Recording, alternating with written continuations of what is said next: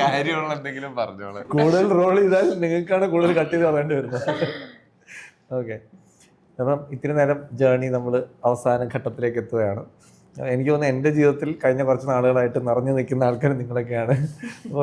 നമുക്കൊരു ഐവറക്കൽസ് സിനിമയിൽ പറയുന്ന പോലെ നടത്താം എന്ന് വിചാരിച്ചാണ് ഇന്ന് നമ്മൾ കൂടിയത്. എനിക്ക് തോന്നുന്നു ഇതിൻ്റെ തുടക്കം, സിനിമയുടെ തുടക്കം എന്ന് പറയുന്നത് സന്ദീപേട്ടനൊരു ഐഡിയ പറയുമ്പോഴാണ്. അത് അവർ കുറച്ച് പേര് കൂടി ഒന്ന് ഡിസ്കസ് ചെയ്യുന്നതിൻ്റെ ഇടയ്ക്ക് ഒരാളിത് പറയുന്നു, നമ്മുടെ കൂട്ടത്തിൽ ഒരാൾക്ക് പറ്റിയൊരു അനുഭവമാണെന്ന് പറഞ്ഞത് പറയുന്നു. പക്ഷെ പിന്നെയാണ് നമ്മൾ അറിയുന്നത് അങ്ങനെയൊന്നും അല്ല ആ കഥ, അത് വേറൊരു കഥയായിരുന്നു. പിന്നെയാണ് അബ്ജോദ് ഫേസ്ബുക്കിൽ പോസ്റ്റ് ചെയ്തിട്ടുണ്ടായിരുന്നു ആ ഒരു കുറിപ്പ് കിട്ടുന്നത്. അതെന്തായിരുന്നു സംഭവം? ഫേസ്ബുക്ക് കുറിപ്പിന്റെ സംഭവം എന്തായിരുന്നു? എനിക്ക് അതായത് ആദ്യം ഞങ്ങള് ഒരുമിച്ചിരുന്ന് സംസാരിച്ചപ്പം വെറും സംസാരം, ഈ നടന്ന സംഭവത്തിൽ പാർട്ടായിട്ടുള്ള ഒരാള്, ഒരു ക്യാമറാമാൻ പറയുവാണ് ഇങ്ങനെയൊക്കെ സംഭവിച്ചു. നമ്മുടെ സെൻട്രൽ എലിമെന്റ് ആണ് ഈ സംഭവം എന്ന് പറയുന്നത്. അപ്പൊ പുള്ളിയുടേതായ കുറച്ച് കാര്യങ്ങളൊക്കെ ചേർത്തിട്ട് പുള്ളി ഒരു സംഭവം പറഞ്ഞു. അപ്പം അത് ഞാൻ അപ്പം അത് കൊള്ളാം. ഞാനത് കണ്ട ഒരു കോൺവെർസേഷണൽ പരിപാടി എന്നുള്ള ഒരു കാര്യമാണ്. ഇവർ പലതിനെ പറ്റിയും രണ്ട് പേര് കുറെ നാളിന് ശേഷം കണ്ടിട്ട് കാണുന്നു എന്നുള്ളൊരു പ്യുവർ കോൺവെർസേഷണൽ പരിപാടി. അപ്പോൾ നമ്മുടെ ആ സെക്കൻഡ് ഹാഫിലേക്കുള്ള സാധനം എനിക്ക് കിട്ടിയിട്ടില്ല അതിന്ന്, അല്ലേ? അതെ. അപ്പൊ ഞാൻ അത് പറഞ്ഞപ്പോ അത് കൊള്ളാം, പക്ഷെ അത് ആസ് ഇറ്റ് ഈസ് അങ്ങനെ അത്ര വർക്കായില്ല, ആദ്യം വർക്കായില്ല. പിന്നെ ആണ് ഇങ്ങനെ എഴുതിയിട്ടുണ്ട് എന്ന് അറിയുന്നത്. പിന്നെ ഞാൻ ആ പോസ്റ്റ് തപ്പിയെടുത്തിട്ട് അയച്ചു കൊടുത്തപ്പം എവിടെയാണ് കൊളുത്തിയിട്ടുണ്ട് എന്നുള്ളത്. ഇതെന്താ നേരത്തെ പറയാതെ? പിന്നെ ഇത് ആര് എഴുതും എന്നുള്ളത് അങ്ങനെയാണ്. അപ്പം ഹരി, നമ്മുടെ അസോസിയേറ്റ് ഹരിയാണ് സജഷൻ പറഞ്ഞത്, ഈ ഒരു കഥയിൽ, ഈ ഒരു ഇൻസിഡൻറ്റിൽ ഇവർക്ക് ഈ കണ്ടുമുട്ടുന്ന രണ്ട് മെയിലിനും ഫീമെയിലിനും ഒരു പാസ്റ്റ് ഉണ്ടായിരുന്നെങ്കിൽ അതൊരു സ്റ്റോറിക്കുള്ളത് കിട്ടുമല്ലോ എന്നുള്ളൊരു കാര്യമായിരുന്നു. അല്ലാതെ ചെയ്താൽ ഒരു രാത്രി നടക്കുന്ന ഒരു ഈവൻ്റ് എന്നൊക്കെ പറഞ്ഞ് ചെയ്താൽ വേറെ പല സിനിമകളെ ഓർമ്മിപ്പിക്കും എന്നുള്ളൊരു കൺസേൺ ഒക്കെ ഉണ്ടായിരുന്നു. അപ്പോൾ ഈ ഒരു ലവ് സ്റ്റോറി എന്നൊരു ആംഗിൾ ഇതിനകത്ത് കൊണ്ടുവരുന്നത് അതായിരുന്നു ഒരു വലിയ അഡീഷണൽ. പിന്നെ ഇത് ആരെഴുതും എന്നുള്ളതായിരുന്നു അടുത്ത ചോദ്യം. അങ്ങനെ വിശാഖിലേക്ക് എത്തുന്നു. വിശാഖും ഞാനും കുറച്ച് നാളായിട്ട് ഓരോ ശ്രമങ്ങളുണ്ട്, സ്ക്രിപ്റ്റ് എഴുതുന്നുണ്ട്.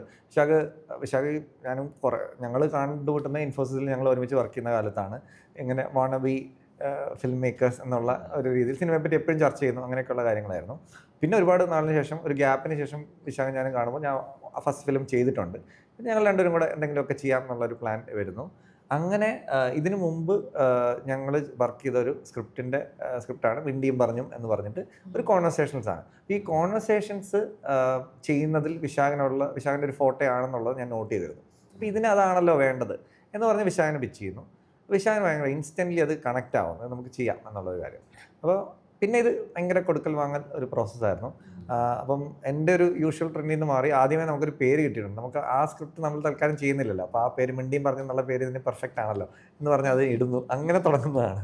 പിന്നെ ആ പേര് പോയി എന്നുള്ള കാര്യം. വിശാഖ് എവിടെ പോയി? വിശാഖ് മിസ്സിംഗ് ആണ്. നമ്മള് ഇന്നോവേറ്റീവ്ലി വിശാഖിനെ പറ്റി നമ്മൾ എപ്പോഴും പറയും. അന്തർമുഖനായ റൈറ്ററാണ് വിശാഖ്. ഇങ്ങനത്തെ പരിപാടികൾക്കൊന്നും വരില്ല. അന്തർമുഖൻ എന്നുള്ളൊരു സ്റ്റാറ്റസ് കീപ്പ് ചെയ്യാൻ വേണ്ടിയിട്ടായിരിക്കും. റൈറ്ററാണ്. ഇത്തിരി നേരം എന്ന് ഉള്ളൊരു ഹുക്കുള്ള, അല്ലെങ്കിൽ കേട്ടാൽ എല്ലാവരും ശ്രദ്ധിക്കുന്ന, അല്ലെങ്കിൽ ഓർത്തിരിക്കാൻ പറ്റുന്നൊരു പേരെന്നുള്ളത്. അതിലേക്ക് വരുന്നത് പിന്നെ നമ്മൾ കുറച്ച് സ്ട്രഗിൾ ചെയ്തു. ഈ മിണ്ടിയും പറഞ്ഞെന്നുള്ള പേര് നമുക്കില്ല, വേറെ ഓൾറെഡി രജിസ്റ്റേർഡ് ആണെന്നൊരു ന്യൂസ് വന്നപ്പോൾ കുറച്ച് ഒരു ഹാർട്ട് ബ്രേക്കിംഗ് ആയിരുന്നു. അതെ, ആദ്യം കേട്ടപ്പോൾ വിഷമമൊക്കെ തോന്നിയെങ്കിലും എനിക്കിപ്പോൾ ഇത്തിരി നേരമാണ് കൂടുതൽ ഇഷ്ടം ആക്ച്വലി മിണ്ടിയും പറഞ്ഞു എന്നുള്ളതിനെക്കാട്ടിലും. അത് പറയൂ, മിണ്ടി നമുക്ക് എപ്പോഴും ഈ പേരൊരു പ്രശ്നമാണ്. എല്ലാ സിനിമയും അവസാനം കുറേ നാളിങ്ങനെ ഡിസ്കസ് ചെയ്ത് അങ്ങോട്ടും ഇങ്ങോട്ടും തർക്കിച്ച് പിന്നെ മുമ്പ് എപ്പോഴെങ്കിലും പറഞ്ഞൊരു പേര് ഇത് കൊള്ളായിരുന്നു എന്നിങ്ങനെ വന്ന് പിന്നെ അതങ്ങനെ അങ്ങ് സെറ്റ് ആവും. പക്ഷേ അതിശയങ്ങളുടെ മേലാവട്ടെ ഇപ്പം കേൾക്കുമ്പോൾ എല്ലാം പെർഫെക്റ്റ് പേരുകളാണ്. വീട്ടിലിരുന്ന് രാവിലെ തൊട്ട് വൈകുന്നേരം വരെ ഇത് തന്നെയാണ് അങ്ങോട്ടും ഇങ്ങോട്ടും ചർച്ച. അപ്പം ഇത് കേട്ടപ്പം എൻ്റെ വൈഫാണ് രമ്യ, അവളാണ് ഈ പേര് സജസ്റ്റ് ചെയ്തത്, ഇത്തിരി നേരം എന്നുള്ള പേര്. ഇത്ര നേരം നമ്മൾ അത് പറഞ്ഞപ്പോഴും അങ്ങനെ ഒരു 100% ഉറപ്പില്ലായിരുന്നു, നമുക്ക് ആർക്കും ഉറപ്പില്ലായിരുന്നു. അതെ, ആദ്യം കേട്ടപ്പോ ഒന്നും അങ്ങനെ എനിക്കും മറ്റേ അനീഷിന്റെ പ്രോഗ്രാമിന്റെ പേര് അതായിരുന്നു നമുക്കൊരു റിക്വയർമെന്റ്. ഈ ടോക്ക് ഷോയുടെ പേരും സിനിമയുടെ പേരും ഒന്നായിരിക്കണം എന്നുള്ളൊരു കണക്ഷൻ എന്നുള്ള, അപ്പൊ അതിന് പറ്റിയ എന്താണെന്നുള്ളതായിരുന്നു. ഇത്തിരി നേരം അതിന് പറ്റിയതാണ്. എനിക്കൊന്ന് ഇത്തിരി നേരം എനിക്കൊന്ന് പിന്നെയും നമുക്കുണ്ടായിരുന്ന റിസർവേഷൻസ് മാറുന്നത് സബ് കോൺഷ്യസ്ലെങ്കിലും സഹായിച്ച കാര്യം ടൈറ്റിൽ ഡിസൈൻ ആണെന്ന് തോന്നുന്നു. കാരണം ആ ഒരു സ്പീച്ച് ബബിൾ അത് പവിയുടെ ഐഡിയ ആണ്. അത് വന്നതോടെ ഇതൊരു പല കാര്യങ്ങളും അത് പറയുന്നുണ്ട്. അപ്പോൾ അതൊരു ടോക്ക് ഷോയ്ക്ക് പറ്റിയ ഐഡിയൽ സാധനമാണ്, അല്ലാതെ ഒരു കോൺവെർസേഷണൽ ഫിലിം ആണെന്നുള്ളൊരു കാര്യവും അത് കൺവേ ചെയ്യുന്നുണ്ട്. അങ്ങനെയൊക്കെയുള്ളൊരു മൊത്തത്തിലൊരു ലൈറ്റ്നെസ് ഒക്കെ ഉണ്ട് ആ പേരിന്. എനിക്ക് അത് ഇഷ്ടമായി. ഉണ്ട്. അതെ, ഒരു കാര്യം എന്ന് വെച്ചാൽ ഇതൊരു കുറച്ച് പഴഞ്ചനായിട്ട് തോന്നുന്നതൊക്കെയായിരുന്നു ആദ്യത്തെ സാധനം. അതും ആ നിയോൺ സൈനിന്റെ സാധനമൊക്കെ വന്നതോടെ അത് കുറച്ച് സെറന് ഈ നിയോൺ സൈൻ കുറച്ച് റിപ്പീറ്റഡ് ആവുന്നുണ്ടോ എന്നൊരു ആദ്യം ഒരു സാധനം ഉണ്ടെന്ന് തോന്നുന്നു എനിക്ക് പറഞ്ഞു. പക്ഷെ ഇതെല്ലാം എനിക്കൊന്ന് എല്ലാം കൂടെ വർക്ക് ചെയ്യുന്നുണ്ട്. ആ നിയോൺ സൈൻ പ്ലസ് ഈ കുറച്ച് പഴയതെന്ന് തോന്നാവുന്ന ഒരു പേര് വരുമ്പോഴത്തേക്കും അതിന് വേറൊരു സംഭവം. എനിക്കൊന്ന് ഈ പേരിന്റെ കാര്യം നമ്മൾ കുറെ കേട്ട് പഴകി കഴിയുമ്പോഴത്തേക്കും എല്ലാ പേരുകൾക്കും അങ്ങനെയാണ്, എല്ലാ പേരുകളും അങ്ങനെ കുട്ടികളുടെ പേരും എല്ലാം അങ്ങനെയാണെന്ന് തോന്നുന്നു. ജിയോ ആണ് ശരിക്കും വഴിത്തിരിവെന്ന് പറയുന്നത്. കാരണം ഇതിനു മുമ്പ് ഈ എനിക്കൊരു പിച്ചിങ് ഫേസ് എന്ന് പറഞ്ഞൊരു ഞാൻ ചെറുതായിട്ട് നോക്കാം, അതും ജിയോ ഹെൽപ്പ് ചെയ്തിട്ടാണ്. ഞാൻ പലരെയും കണ്ടിട്ടുണ്ട്. പക്ഷേ ഞാൻ ആ കണ്ട പ്രോജക്റ്റുകളൊന്നും ഇത്രയും ഒരു കൊമേഴ്ഷ്യലി വയബിൾ സാധനങ്ങളല്ല. കുറച്ചും കൂടെ ഞാൻ നേരത്തെ ചെയ്ത സിനിമകളുടെ കുറച്ചൊന്ന് മാറി നിൽക്കുന്ന തരത്തിലുള്ള സിനിമകളായിരുന്നു ചെയ്തത്. അപ്പോൾ അങ്ങനെയാണ് ജിയോ എടുത്തത് പറയും. ജിയോ കനകക്കൊന്നിൽ വരുന്നത് നമ്മൾ അന്നൊക്കെ ജിയോ വരുമ്പോൾ നമുക്കൊരു നടപ്പുള്ളതാണ് അവിടെ. അങ്ങനെ ഇത് പറയുന്നു, ജിയോയ്ക്ക് താല്പര്യം തോന്നുന്നു, സ്ക്രിപ്റ്റ് അയക്കാൻ പറയുന്നു. അപ്പോൾ എൻ്റെ ലക്ഷ്യം എന്ന് പറഞ്ഞാൽ ഇതൊന്ന് ബഡ്ജറ്റ് ചെയ്യാനും ഷെഡ്യൂൾ ചെയ്യാനുമുള്ള ഹെൽപ്പ് എന്നുള്ളത് മാത്രമേ ഉള്ളൂ. പക്ഷെ അപ്പോഴാണ് ഇത് അങ്ങനെ പ്രൊഡ്യൂസ് ചെയ്താലോ എന്ന് ചോദിക്കുന്നത്. ഞാൻ കേട്ടിട്ടുള്ള ഏറ്റവും മനോഹരമായ ചോദ്യങ്ങളിലൊന്നായിരുന്നു അത്. ഞാൻ ചാടിക്കയറി യെസ് പറഞ്ഞു. കാരണം ഇതുപോലത്തെ ചോദ്യങ്ങൾ എന്നെ ഒരുപാട് ഹെൽപ്പ് ചെയ്തിട്ടുണ്ട്. ഞാൻ ഈ പിച്ച് ചെയ്യാനുള്ള സ്ട്രഗിൾ പറയുമ്പോൾ തന്നെ ഞാൻ ഗ്രേറ്റ്ഫുൾ ആയിരിക്കണം അങ്ങനത്തെ കുറച്ച് കാര്യങ്ങൾക്ക്. ഇപ്പോൾ അതിശയങ്ങളുടെ വേനൽ സമയത്തും നിഖിലിനെ ഞാനൊരു ഷോർട്ട് ഫിലിം ഞാനും അനീഷും കൂടെ അനീഷ് എഴുതി ഞാൻ ചെയ്യാൻ വേണ്ടിയിട്ടൊരു പ്ലാനായിരുന്നു. അപ്പോൾ നിഖിലിന് അത് താല്പര്യം തോന്നിയിട്ടില്ല. നിങ്ങൾ അന്ന് പറഞ്ഞ ഇൻവിസിബിൾ ബോയുടെ സബ്ജക്റ്റില്ലേ, അതൊരു ഫീച്ചറായിട്ട് ആലോചിച്ചാൽ ഞാനത് ഫണ്ട് ചെയ്യാന്ന് പറഞ്ഞു. അപ്പോൾ അത് ഒരു ഡ്രീം കം ട്രൂ പോലത്തെ സാധനമാണ്. നമ്മൾ ഷോർട്ടിൽ വെച്ച് ചെയ്യുമ്പോൾ ഇത് ഓഫർ ചെയ്യുന്നത്. അപ്പോൾ അങ്ങനത്തെ കുറച്ച് അതുപോലൊരു ചോദ്യമാണ്. അതിന് ശേഷം അതുപോലൊരു ചോദ്യം വരുന്നത് ഇതായിരുന്നു. ജിയോയ്ക്ക് എന്താണ് അത് കേട്ടപ്പോൾ തോന്നിയത്? അല്ല, എല്ലാ ഇപ്പൊ ഞാൻ കുറെ സിനിമകൾ ഇങ്ങനെ ഓണാക്കാൻ ശ്രമിച്ചിട്ടുണ്ട് പലതരത്തിലാണ്. അപ്പോൾ അതിനെല്ലാം കാരണം അവർ തൊട്ട് മുന്നേ ചെയ്തിട്ടുള്ള സിനിമയാണ്. എന്താ പറയുക, നമ്മൾ ഫ്രീഡം ഫൈറ്റ് എന്ന് പറഞ്ഞിട്ടുള്ള ഒരു ആന്തോളജി ചെയ്തിരുന്നു. അപ്പോൾ അതിൽ ഞാൻ ഉൾപ്പെടെ 5 ഡയറക്ടേഴ്സ് ഉണ്ട്. അപ്പോൾ ബാക്കി 4 പേരുടെയും സത്യം ഓൾമോസ്റ്റ് അവരുടെ ഫസ്റ്റ് സിനിമ അതാണ് അതിൽ റിലീസാകുന്നത്. അപ്പോൾ അവരുടെ തൊട്ട് മുന്നേയുള്ള സിനിമകൾ ഞാൻ കണ്ടിട്ടുണ്ട്, ഷോർട്ട് ഫിലിംസും. സോ അപ്പോൾ നമുക്കൊരു എക്സൈറ്റ്മെൻ്റ് ഉണ്ടല്ലോ. ഇപ്പോൾ ഈ പ്രശാന്തിൻ്റെ ആദ്യത്തെ സിനിമ എനിക്ക് ഭയങ്കര ഇഷ്ടപ്പെട്ട സിനിമയാണ്. ആ സിനിമ കണ്ടിട്ടാണ് പ്രശാന്തായിട്ട് കണക്റ്റ് ആവുന്നതും. അപ്പോൾ ആ ആൾ വേറൊരു സാധനം കൊണ്ട് വരുന്നു, അതിനൊരു എല്ലാവർക്കും ഇഷ്ടപ്പെടുന്ന തരം ഒരു സിനിമയുടെ ഒരു സ്വഭാവം അതിനുണ്ട്. പേഴ്സണലി എനിക്ക് ഇഷ്ടപ്പെടുന്ന ഒരു സിനിമയാണ് അതെന്ന് കേട്ടപ്പം മനസ്സിലായി. പിന്നെ ആ സമയത്ത് സിനിമ ചെയ്യാൻ പറ്റുന്ന ഒരു സിറ്റുവേഷൻ ഉണ്ടായി. Thanks to great Indian kitchen. അതെ, ഗ്രേറ്റ് ഇന്ത്യൻ കിച്ചൺ. പിന്നെ നമ്മൾ പ്ലാൻ ചെയ്ത് തുടങ്ങിയപ്പോൾ കുറേ കഴിഞ്ഞു. അപ്പോൾ അങ്ങനെ ഞാൻ പല സിനിമകളിലും പിന്നിൽ നിന്നിട്ടുണ്ട്. ചിലതൊക്കെ വളരെ നന്നായി, ചിലതൊക്കെ ഭയങ്കര പ്രശ്നബാധിതമായി, അങ്ങനെയൊക്കെ പോകുന്നു. ഇത് ഇപ്പോൾ വരെയും ആസ് എ സിനിമ എനിക്ക് അതിൻ്റെ അകത്ത് ഇപ്പോഴും ഭയങ്കര ഈ പറഞ്ഞ പോലെ പ്രശ്നബാധിതമാവുമോ അതോ നന്നാവുമോ എന്നുള്ളൊരു അങ്ങനെയല്ല. നമ്മൾ എന്താ പറയാ, ഒരാളുടെ സിനിമേനെ അസസ് ചെയ്യുന്ന പോലെ അല്ലല്ലോ, നമ്മൾ സിനിമയാണ് അല്ലേ. ഇപ്പൊ ഞാൻ പ്രശാന്തിന്റെ കൂടെ വർക്ക് ചെയ്തിട്ടില്ല ഈ സിനിമയിൽ. ഞാൻ ഇത് കണക്ട് ചെയ്ത് കൊടുത്തിട്ട് ആ ഏരിയയിൽ നിന്ന് പോകും. കാരണം എനിക്കിതൊന്നും മാനേജ് ചെയ്യാൻ അറിയത്ത് പോലുമില്ല. ഞാൻ അഭിനയിച്ചപ്പോൾ മാത്രമേ വന്നിട്ടുള്ളൂ അല്ലേ, അതായത് ഞാൻ വന്നിട്ടേ ഇല്ല സിനിമയിൽ. സോ അതെനിക്കറിയില്ല. ആ സമയത്ത് എന്തൊക്കെയാ ഞാൻ നമ്മുടെ ഒരു പ്രൊഡക്ഷനിലും ഞാനില്ല ശരിക്കും. എൻ്റെ ഫ്രണ്ട്സിൻ്റെ ഒരു കമ്പനി എന്നുള്ള രീതിയിൽ ഞങ്ങളെല്ലാവരും കൂടെ ആദ്യത്തെ സിനിമ ചെയ്തു എന്നുള്ളതേ ഉള്ളൂ, ഗ്രേറ്റ് ഇന്ത്യൻ കിച്ചൺ. പക്ഷേ നമ്മളതിൻ്റെ ഒരു ക്രിയേറ്റീവായിട്ടുള്ള ഏരിയയിലൊക്കെ ഉണ്ട്, ഏത് സിനിമ ചെയ്യണം. ഇപ്പം നമ്മുടെ ഡിസിഷൻസ് എല്ലാം ഭയങ്കര പക്കായിട്ടല്ല, പല പ്രശ്നങ്ങളുണ്ട്. ഇപ്പം ഞാൻ തന്നെ ചെയ്തിട്ടുള്ള സിനിമകളുണ്ട് ഞങ്ങൾ ഒരുമിച്ച്. അതിനൊക്കെ പലതരത്തിലുള്ള പ്രശ്നങ്ങൾ നമ്മൾ ഫേസ് ചെയ്തിട്ടുണ്ട്. വർക്ക് ചെയ്തിട്ടില്ലല്ലോ ഞാൻ ഈ സിനിമയുടെ ഉള്ളിൽ. ഇപ്പം ഞാൻ പ്രശാന്തിൻ്റെ കൂടെ അഭിനയിക്കുമ്പോൾ അല്ല, നിങ്ങളെല്ലാവരും ഹെൽപ്പ് ചെയ്തിട്ടുണ്ട് ട്രിവാൻഡ്രം സ്ലാങ്ങിൽ. അപ്പോൾ അതിന് ഞാൻ ഹാപ്പി ആയിരുന്നു. ഒരു ആക്ടറെ നമ്മൾ കുറേ ടേക്കുകളൊക്കെ എടുത്തിട്ടുണ്ട്. പിന്നെ എനിക്ക് ഈ സിനിമയിലെ പാട്ടുകൾ ഞാൻ ആദ്യം മുതലേ കേൾക്കുന്നുണ്ട്. ഭയങ്കര അഡിക്ഷൻ ആയിരുന്നു. ആ അഡിക്ഷൻ പോയി, മീൻസ് നമ്മൾ ഒരു ട്രാക്ക് ഇങ്ങനെ കേട്ട് റിപ്പീറ്റ് ആയി വന്നിട്ട് പോയിട്ട് വീണ്ടും ഇപ്പോൾ അതിൻ്റെ ഫൈനൽ വേർഷൻ ഞാൻ വീണ്ടും കേൾക്കാൻ തുടങ്ങി. കാരണം ഞാൻ ബേസിനോട് ഞാൻ നേരത്തെ പറഞ്ഞായിരുന്നു. അങ്ങനെ നല്ല പാട്ടുകളുള്ളൊരു സിനിമ ചെയ്യാൻ പറ്റി. ഞാൻ വിചാരിക്കുന്നത് നീ ഒരിക്കൽ എൻ്റെ മുറിയിൽ നിന്നുള്ള പാട്ട് സിനിമയുടെ റിലീസായിട്ട് എനിക്ക് അതിൻ്റെ ഫ്യൂച്ചർ അറിയത്തില്ലെങ്കിലും ബേസിലിൻ്റെ പാട്ട് പ്രേമം ഉള്ളിടത്തോളം കാലം ഇവിടെ ഉണ്ടാവുമെന്ന് ഞാനിതാ പറയുന്നു കേട്ടോ. സത്യം, ഞാൻ അങ്ങനെ വിശ്വസിച്ചൊരു പാട്ട് എൻ്റെ പടത്തിലുണ്ട്. ആ പാട്ടിന് ഒരു കമ്പാക്ക് ഉണ്ടാവും ഞാൻ വിചാരിക്കുന്നത്. എങ്ങനെയും ആരെങ്കിലും ഇത് ഓൾഡ് ഏജ് ഹോമിലെ പാട്ട് എനിക്ക് ഭയങ്കര ഫേവറേറ്റാണ്. സോ അതാരും കേട്ടിട്ടില്ല ഇപ്പോഴും, അധികം പേര് കേട്ടിട്ടില്ല. പക്ഷെ അതിനൊരു തിരിച്ചു വരും ഈ പാട്ടുകളൊക്കെ. ഇപ്പം ഈ പാട്ട് നന്നായിട്ട് പോകുന്നത്, നല്ല വ്യൂസ് ഉണ്ട്. ഞാൻ പറഞ്ഞതാണ്, ആ പാട്ടിനെ അക്സെപ്റ്റ് ചെയ്യാതിരിക്കാൻ പറ്റാത്ത സിറ്റുവേഷൻ വരും. പിന്നെ ആരെ കേൾക്കുന്നുണ്ടെന്ന് നമുക്ക് അറിയില്ല. നന്നായി ഞാൻ ഇന്നും നോക്കിയിരുന്നു. നിയർ ഒരു ഇപ്പോഴും റോഷൻ പറഞ്ഞു, റോഷൻ പോയ ഒരു സ്ഥലത്തുനിന്ന് അറിയാത്ത ഒരാള് എന്റെ ഭയങ്കര ക്ലോസ് ഫ്രണ്ടാ. പക്ഷെ കുറച്ച് നാളായിട്ട് ഞങ്ങൾ സംസാരിച്ചിട്ടില്ല. ഇങ്ങനെ വല്ലപ്പോഴും ഒക്കെ മാത്രം എന്തെങ്കിലും കാര്യമുള്ളപ്പോ അങ്ങനത്തെ ഫ്രണ്ട്ഷിപ്പുകൾ ഉണ്ടല്ലോ, ഫങ്ഷണലാണ്. അങ്ങനെ എന്തെങ്കിലും പറഞ്ഞ് വെറുതെ വിളിച്ച് സംസാരിക്കണമെന്നില്ല. അങ്ങനെ ഒരാൾ ഇന്ന് റാൻഡംലി മെസ്സേജ്, ഒരൊറ്റ മെസ്സേജ്, റോഷന്റെ പുതിയ സിനിമയിലെ പാട്ടുകളൊക്കെ എന്ത് രസമാണ്, അത്രേ ഉള്ളൂ. ആ ഒരൊറ്റ വരിയുള്ളത്. എനിക്കും ഇതേ സമാനമായ മെസ്സേജുകൾ വന്നിട്ടുണ്ട്. അതെ, ഒരാൾ കേട്ടാൽ തന്നെ നല്ലതാണ്. ഒരാൾക്ക് ഭയങ്കര ഇഷ്ടമായാൽ തന്നെ പാട്ട് ഭയങ്കര. അല്ല, നമുക്ക് പാട്ടുകളിൽ ഇത്രയും പാട്ടുകൾ എങ്ങനെ ഉണ്ടായി? അതൊരു അല്ല, അത് ബേസിലിന്റെ ഒരു ബേസിൽ റൈറ്റർ അല്ലെ, എഴുതുന്നു. ചോലരെ പാട്ടിന്റെ സമയത്തും നമ്മൾ സംസാരിച്ചിട്ടുണ്ട് ആ പാട്ടിനെ പറ്റിയിട്ട്. അതൊരു റെയർ ആണ്, വെരി വെരി അല്ലേ? ആരെങ്കിലും ഉണ്ടോ അങ്ങനെ? പക്ഷേ എനിക്കൊന്ന് ഇന്നത്തെ തലമുറയിൽ ഉണ്ട് ഒരുപാട്. എനിക്ക് തോന്നുന്നത് സിനിമയുടെ ഒരു ഇതെന്ന് പറഞ്ഞാൽ ഹാൻഡിൽ ചെയ്യാന്നുള്ളൊരു ഇതും കൂടെ ഉണ്ടല്ലോ. അപ്പൊ പണ്ട് ആ ഒരു ഡിപ്പാർട്ട്മെന്റ് ഹാൻഡിൽ ചെയ്യുന്ന ആൾക്ക് വേറെ ഒന്നിനും ചിലപ്പോൾ സമയം കിട്ടാത്ത ഉണ്ടാവും. അതെ, സിനിമയിൽ പാട്ട് നന്നാവുന്നത് ഈ ബ്ലെൻഡ് കറക്റ്റ് ആകുമ്പോഴാണ്. അവര് തമ്മിലുള്ള ചിലപ്പോൾ കുറെ ദിവസം ഒരുമിച്ച് സ്പെൻഡ് ഒക്കെ ചെയ്യും നല്ല പാട്ടുകൾ ഉണ്ടാവാൻ. ഒരു പാക്കേജ് ആയിട്ടും എടുക്കും. ഒറ്റ റൂം കൊടുത്താൽ മതി. നമുക്കൊരു ലിറിസിസ്റ്റ് ഉണ്ടായിരുന്നെങ്കിൽ നമ്മൾ അടുത്ത കസേര നോക്കി പോകണമായിരുന്നു. ഇതിപ്പോ കുഴപ്പമില്ല, രണ്ടും കൂടെ ഒരുമിച്ച് കൂടെ ഇരുന്നോളൂ. ശരിക്കും പാട്ടുകളും ഈ പറഞ്ഞ ഒരു സമയം സ്പെൻഡ് ചെയ്യൽ ഒരു കാര്യം. കഴിഞ്ഞ ദിവസം സാറിനും ഒരു കാര്യം പറഞ്ഞല്ലോ, ഈ ആക്ടേഴ്സിന് കിട്ടുന്ന സമയം അതിനെ ഹെൽപ്പ് ചെയ്യുന്നു, അത് ഇതിൽ കിട്ടി എന്നുള്ളൊരു സാധനം. ആ ഒരു ഘടകം ഈ ഒത്തിരി നേരം ആയതിൻ്റെ പേരിൽ നമുക്ക് എല്ലാവർക്കും കുറച്ച് കിട്ടിയിട്ടുണ്ടോ. ഇത് ശരിക്കും നമ്മൾ ഈ നേരത്തെ ബേസിൽ തമാശ പറയായിരുന്നു, 1 ലൈൻ ആകുമ്പോഴേ പാട്ടിൻ്റെ പണി തുടങ്ങണം, അങ്ങനെയല്ല. പക്ഷേ ഈ സ്ക്രിപ്റ്റ് എഴുതി പർട്ടിക്കുലർ ഈവനിങ് എനിക്കിപ്പോഴും ഓർമ്മയുണ്ട്. ഞാൻ പണ്ട് ഫോളോ ചെയ്തിരുന്ന ഒരു ഹിന്ദുസ്ഥാനി സിംഗറിനെ നോക്കിപ്പോയി.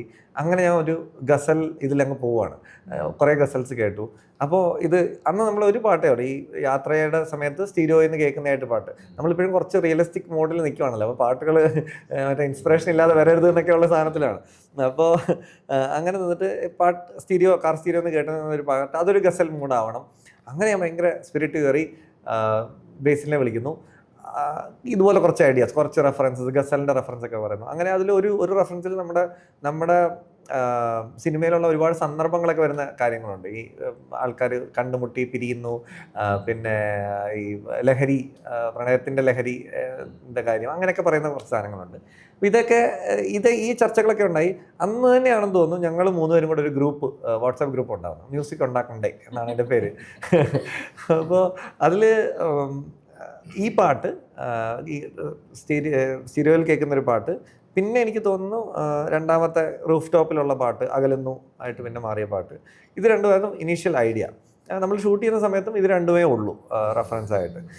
പക്ഷേ ഈ ഉള്ളിൽ എനിക്കൊരു ആഗ്രഹമുണ്ട്, ബേസിൽ എന്ന് പറഞ്ഞൊരു മ്യൂസീഷ്യൻ കം പോയറ്റ് അറിയപ്പെടണമെന്നും. അത് ബേസിൽ അറിയപ്പെടാത്തതിന് കാരണം ബേസിൽ ഇതുവരെ ചെയ്ത വർക്കുകളുടെ നേച്ചർ വെച്ച്. ഈവൻ അതിശയങ്ങളുടെ വേനലിൽ ഒരു പാട്ടുണ്ട്, ആ പാട്ടുണ്ടായത് വളരെ യാദൃശ്ചികമായിട്ടാണ്. അത് ബേസിൽ ഇപ്പം പറയും, അന്ന് ഞങ്ങൾ മ്യൂസിക് ഡിസ്കസ് ചെയ്യാൻ വേണ്ടി വന്നപ്പം ചേട്ടൻ്റെ ഒരു കീബോർഡ് അവിടെ ഇരിപ്പുണ്ട്. അപ്പോൾ കീബോർഡ് അവിടെ ഇരിപ്പുണ്ടായതുകൊണ്ട് ബേസിൽ ഒരു ഐഡിയ വായിച്ച് കേൾപ്പിച്ചു. ഇങ്ങനെ ഒരു പാട്ടായാലും, ഒരു മൊണ്ടാഷിൻ്റെ സമയത്ത് മ്യൂസിക്കിന് പകരം ഒരു പാട്ടായാലോ എന്ന് വിചാരിച്ചിട്ട് അങ്ങനെ ആ പാട്ട് വന്നു. ആ പാട്ടും ഈ പറഞ്ഞ സിനിമ റിലീസ് ആവാത്തതുകൊണ്ടുള്ള പോപ്പുലാരിറ്റി ഇല്ലായ്മയുണ്ട്. അല്ലെങ്കിൽ തന്നെ ഒരു കുറച്ചൊരു നീഷ് സാധനമാണെന്ന് തോന്നുന്നു തിരിഞ്ഞു നോക്കുമ്പോൾ. അത് എനിക്ക് ഏറ്റവും വലിയ അപ്രിസിയേഷൻ കിട്ടിയത് ശ്യാമപ്രസാദ് സാറാണ്. സാറ് ഈ സിനിമ എനിക്ക് ജിയോ കണ്ട ഷോയിൽ തന്നെയാണ് IFFKയിൽ കണ്ടത്. എന്നിട്ട് സാറ് ഈ പാട്ട് പർട്ടിക്കുലർലി ഇഷ്ടപ്പെട്ടു, ഇതാരാണ് എനിക്കൊന്ന് അയച്ചു തരുമെന്നൊക്കെ പറഞ്ഞ് ചോദിച്ചിരുന്നു. അപ്പോൾ ഈ ബേസിൽ ചെയ്ത സിനിമകളിലൊക്കെ നേച്ചർ വെച്ചിട്ട് ഒരു പാട്ട് അരപ്പാട്ടൊക്കെ കാണുള്ളൂ. അതുകൊണ്ടൊരു ആൽബമായിട്ട് ഇപ്പം പലരും എൻ്റെ അടുത്ത് ഒരുപാട് പേര് ചോദിച്ചിട്ടുണ്ട്. മ്യൂസിക് ഡയറക്ടറെ റെക്കമെൻഡേഷൻ ചോദിക്കുമ്പോഴത്തേനും ഞാൻ ബേസിൽ അയച്ചു കൊടുക്കും. പക്ഷേ അയച്ചു കൊടുക്കുന്ന ഒരു ആൽബം ഇല്ല. ഈ സ്കോഴ്സിൻ്റെ ട്രാക്ക് ഇതൊക്കെയാണ്, ആൽബമൊക്കെയാണ് ഉള്ളത്. അങ്ങനെ ബേസിൽ ഒരു ആൽബം വേണം, ഒരു 2-3 പാട്ടെങ്കിലും വേണം എന്നുള്ളത്. അപ്പോൾ 2-3 ഒക്കെ തുടങ്ങി പിന്നെ 5 ആയ ഒരു കഥയാണ്. അതിൽ ബേസിലിന്റെയും കുറച്ച് പുഷുകളുണ്ട്. ഒരു മൊണ്ടാഷൊക്കെ വരുമ്പോൾ ഇവിടെ നമുക്കൊരു പാട്ടായാലോ, വരികളും വേറെ അന്വേഷിക്കേണ്ട കാര്യമില്ലല്ലോ. ആ ഒരു പാക്കേജ് ഡീൽ. ശരിക്കും വരികളാണോ സംഗീതമാണോ ആദ്യം വരുന്നത്? മ്യൂസിക് തന്നെ. അതാ പ്രോസസ്സ് എന്ന് വെച്ചാൽ മ്യൂസിക് ഇവര് കേട്ട് കൺഫേം ചെയ്യണമല്ലോ. അയ്യോ, അതൊരു ഇത് തന്നെയാണ്. ഇപ്പോഴും ആ ഫോൾഡറൊക്കെ ഞാൻ അതുപോലെ വെച്ചിട്ടുണ്ട്. എന്ത് സെറനേഡ് പർപ്പിൾ, സെറനേഡ് യെല്ലോ എന്നൊക്കെ പറഞ്ഞിട്ട് ഇങ്ങനെ വരും. അങ്ങനെ കുറെ സാധാ മ്യൂസിക് തന്നെ ചെയ്ത് കൊടുക്കുക എന്നുള്ളത് തന്നെയാണ്. പിന്നെ അത് ഓക്കെ ആയി കഴിഞ്ഞാൽ പിന്നെ വരികളാണ് എഴുതുക. അപ്രൂവൽ കിട്ടാൻ വളരെ ടഫ് ആയതുകൊണ്ടുള്ള ഒരു സാധനമുണ്ട്. അതെ അതെ, അപ്രൂവൽ തന്നെയും ഈ നമ്മൾ ഈ ഗസൽ എന്ന് പറഞ്ഞ ആദ്യം ആ സന്ദർഭത്തിന് കാർ സ്റ്റീരിയോ എന്ന് പ്ലേ ചെയ്യുന്നതായിട്ട് ആലോചിച്ച പാട്ടാണ്, ആ ട്യൂണാണ്. അന്ന് അതിന് ഇഷ്ടപ്പെടാത്ത ട്യൂണാണ്. പിന്നെ അകലുന്നു. ആ സന്ദർഭത്തിൽ അത് പെർഫെക്റ്റ് ആയിട്ട് തോന്നി. അങ്ങനെ കുറച്ച് കാര്യങ്ങളുണ്ട് നമുക്ക് ലോജിക്കലി എക്സ്പ്ലെയിൻ ചെയ്യാത്ത കുറച്ച്. ആദ്യം അകലുന്നു കാർ സ്റ്റീരിയോ. ഷൂട്ടിനിടയിലൊക്കെ ഇത് അകലുന്നൂല് ഞാൻ ഭയങ്കരമായിട്ട് ഡിപ്പെൻഡ് ചെയ്തായിരുന്നു ആ പാട്ടയില്. ഞാനത് ഒരുപാട് പ്രാവശ്യം ഷൂട്ടിനിടയിൽ കേട്ടിട്ടുണ്ട്. എപ്പോഴെങ്കിലും കുറച്ച് ഇത് കോൺവെർസേഷണൽ പടമാണ്. പലപ്പോഴും ഇപ്പം ഞങ്ങൾ 4 പേരല്ലേ, ഞങ്ങൾ 2 പേര് മാത്രമേ ഉള്ളൂ. ഭയങ്കര ഫോക്കസ്ഡ് പരിപാടി. നമ്മൾ നൈറ്റ് ഷൂട്ട് ചെയ്യുന്നുണ്ട്, പകൽ ഷൂട്ട് ചെയ്യുന്നുണ്ട്. ഡിസ്ട്രാക്റ്റഡ് ആയി പോകുന്ന സമയത്തൊക്കെ ഞാൻ പോയിട്ട് ഈ പാട്ട് കേൾക്കും. ഇത് കേട്ടിട്ട് ഇപ്പൊ തിരിച്ച് സിനിമയിലേക്ക് വന്നു, ഷൂട്ടിലേക്ക്. അതും എനിക്ക് ഭയങ്കര ആ നിങ്ങളുടെ ലിഫ്റ്റ് സീക്വൻസ് ഷൂട്ട് ചെയ്യാനായിട്ട് നമുക്ക് ഇത് കുറച്ച് എക്സ്റ്റെൻസീവ് ആയിട്ട് വേണം എന്നുള്ള സാധനം. അപ്പൊ ബാക്കി നമ്മൾ അന്ന് പല മാത്രമേ കമ്പോസ് ചെയ്തിട്ടുള്ളൂ. അപ്പൊ ബേസിൽ എനിക്ക് അയച്ചു തന്ന സാധനം അത് ഭയങ്കര ഒരു ട്രിപ്പി സാധനമായിരുന്നു. ബാക്കി ആ ഒരു ഇത് വെച്ചിട്ട് ബാക്കി വായിച്ച ഫൈനലി ബിജി ആയിട്ട് യൂസ് ചെയ്ത് അത് മാറ്റിയില്ല, അത് അങ്ങനെ തന്നെ എടുത്തത് രസം ഉണ്ടായിരുന്നു. അപ്പൊ പിന്നെ അതും ഭയങ്കരമായിട്ട് ഹെൽപ്പ് ചെയ്തു. കാരണം അതും ഈ ലൈക്ക് ഭയങ്കര ഈസിലി ഓക്വേർഡ് ആവാവുന്ന ഒരു സീക്വൻസും ഒക്കെ ഷൂട്ട് ചെയ്യുന്നത്. അപ്പൊ ബാക്കി എല്ലാവരെയും ക്യാമറയും ടെക്നിക്കലും ക്രൂ എല്ലാരെയും മായ്ച്ചു കളയാനൊക്കെ ഹെൽപ്പ് ചെയ്തു ഈ പാട്ട് പ്ലേ ചെയ്തപ്പോൾ. ഞാനും എനിക്ക് ഓർമ്മയുണ്ട് ഈ ലിഫ്റ്റിലായതുകൊണ്ട് എനിക്ക് വേറെ അവിടെ നിന്ന് കാണാൻ നിവർത്തിയില്ല. ഞാൻ മോണിറ്ററിലാണ് കാണുന്നത്. മോണിറ്ററിൽ കാണുമ്പോൾ പെർഫെക്റ്റ് ആയിരുന്നു, ഈ ബ്ലെൻഡ് പെർഫെക്റ്റ് ആയിരുന്നു, അതിന്റെ ആക്ഷൻസും കാര്യങ്ങളും ഒക്കെ. അല്ല, ജിയോ കഴിഞ്ഞിട്ട് ഇന്നാവുന്ന ആള് റോഷനാണ്. ജിയോ ചേട്ടൻ എന്നെ ആദ്യം വിളിച്ചിട്ട് ഒരു പരിപാടി ഉണ്ട്, എനിക്ക് ഇൻട്രസ്റ്റിംഗ് ആയിട്ട് തോന്നി, നീ കേട്ട് നോക്കുമെന്ന് പറഞ്ഞു. അപ്പോൾ എനിക്ക് അതിനു മുമ്പ് ജിയോ ചേട്ടനുമായിട്ട് കോൺവെർസേഷൻസ് ഒരുപാട് ഉണ്ടായിട്ടുണ്ട്. അങ്ങനെ ഒരു പർട്ടിക്കുലർ പ്രോജക്റ്റ് ഡിസ്കഷൻ അല്ല. പക്ഷെ അതിലത് എനിക്ക് തോന്നുന്നു ഒരാളുടെ അടുത്ത് നമുക്ക് കംഫർട്ടബിളി നോ പറയാൻ പറ്റും എന്ന് തോന്നിക്കഴിഞ്ഞാൽ ആ ആളുമായിട്ട് നമ്മൾ ശരിക്കും കംഫർട്ടബിൾ ആണ്. നമുക്കൊരു എന്തോ ഒരു സിങ്ക് കിട്ടിയിട്ടുണ്ട്. എനിക്കത് അതും തോന്നലാണല്ലോ, നമ്മളൊരു നോ പറഞ്ഞിട്ട് പോലും അല്ല അത് മനസ്സിലാക്കുന്നത്. ചേച്ചേട്ടൻ ഒരു സാധനം ബൗൺസ് ചെയ്യുമ്പോൾ ഇമ്മീഡിയറ്റ് കേൾക്കാം എന്ന് നമുക്ക് തോന്നുന്നത് അതുകൊണ്ടാണ്. ഇമ്മീഡിയറ്റ്ലി മീറ്റ് ചെയ്ത് കേൾക്കാം. കാരണം ഇത് യെസ് ആണല്ലോ നോ ആണല്ലോ എനിക്ക് പറയാനൊരു ബുദ്ധിമുട്ടുണ്ടാവില്ല. ചേച്ചേട്ടൻ്റെ കാര്യം പറഞ്ഞാൽ മനസ്സിലാവുന്ന ആളാണ്. ആ മൂഡിൽ മാത്രമാണ് ഇതിൽ കയറുന്നത്. അറ്റ് ദാറ്റ് പോയിന്റ് ഞാൻ ഇപ്പോൾ ഒരുപാട് സ്ഥലത്ത് നമ്മൾ ഈ കോൺവെർസേഷൻസിലൂടെ പോയത് കൊണ്ട് ഒത്തിരി കേട്ടിട്ടുണ്ട്. പക്ഷെ അപ്പം ചെയ്തുകൊണ്ടിരുന്ന പടങ്ങളിൽ നിന്നൊക്കെ ഭയങ്കര ഡിഫറെൻ്റ് ആയിട്ടുള്ളൊരു പരിപാടിയായിട്ട് തോന്നി. ആൻഡ് ലൈക്ക് അങ്ങനെ ഒരു സാധനം വരുമ്പം ഈ ഓപ്പർച്യൂണിറ്റി മിസ്സായി പോകരുത് എന്ന് ഓൾറെഡി നമുക്ക് തോന്നും. ഇത് കഴിഞ്ഞ് പിന്നെ എപ്പോഴാണ് ഇങ്ങനത്തെ ഒരു സിനിമ വരിക, ഇത് ഇങ്ങനത്തെ ഒരെണ്ണം ചെയ്ത് നോക്കണ്ടേ എന്നൊക്കെയുള്ള തോട്ടുകളിൽ ഇങ്ങനെ നിൽക്കുമ്പോഴാണ് ജിയോ ചേട്ടൻ പറയുന്നത് ഇതിന് മുമ്പത്തെ പടമുണ്ട് പ്രശാന്തിൻ്റെ, അതൊന്ന് കണ്ടു നോക്ക്, അതിശയങ്ങളുടെ വേനൽ എന്ന് പറഞ്ഞ്. അത് കണ്ട് ഞാൻ ഫ്ലാറ്റായി. ആ പടം തീരുന്നതിന് മുമ്പ് ഞാൻ വിളിച്ചിട്ട് ചെയ്യാമെന്ന് പറഞ്ഞു.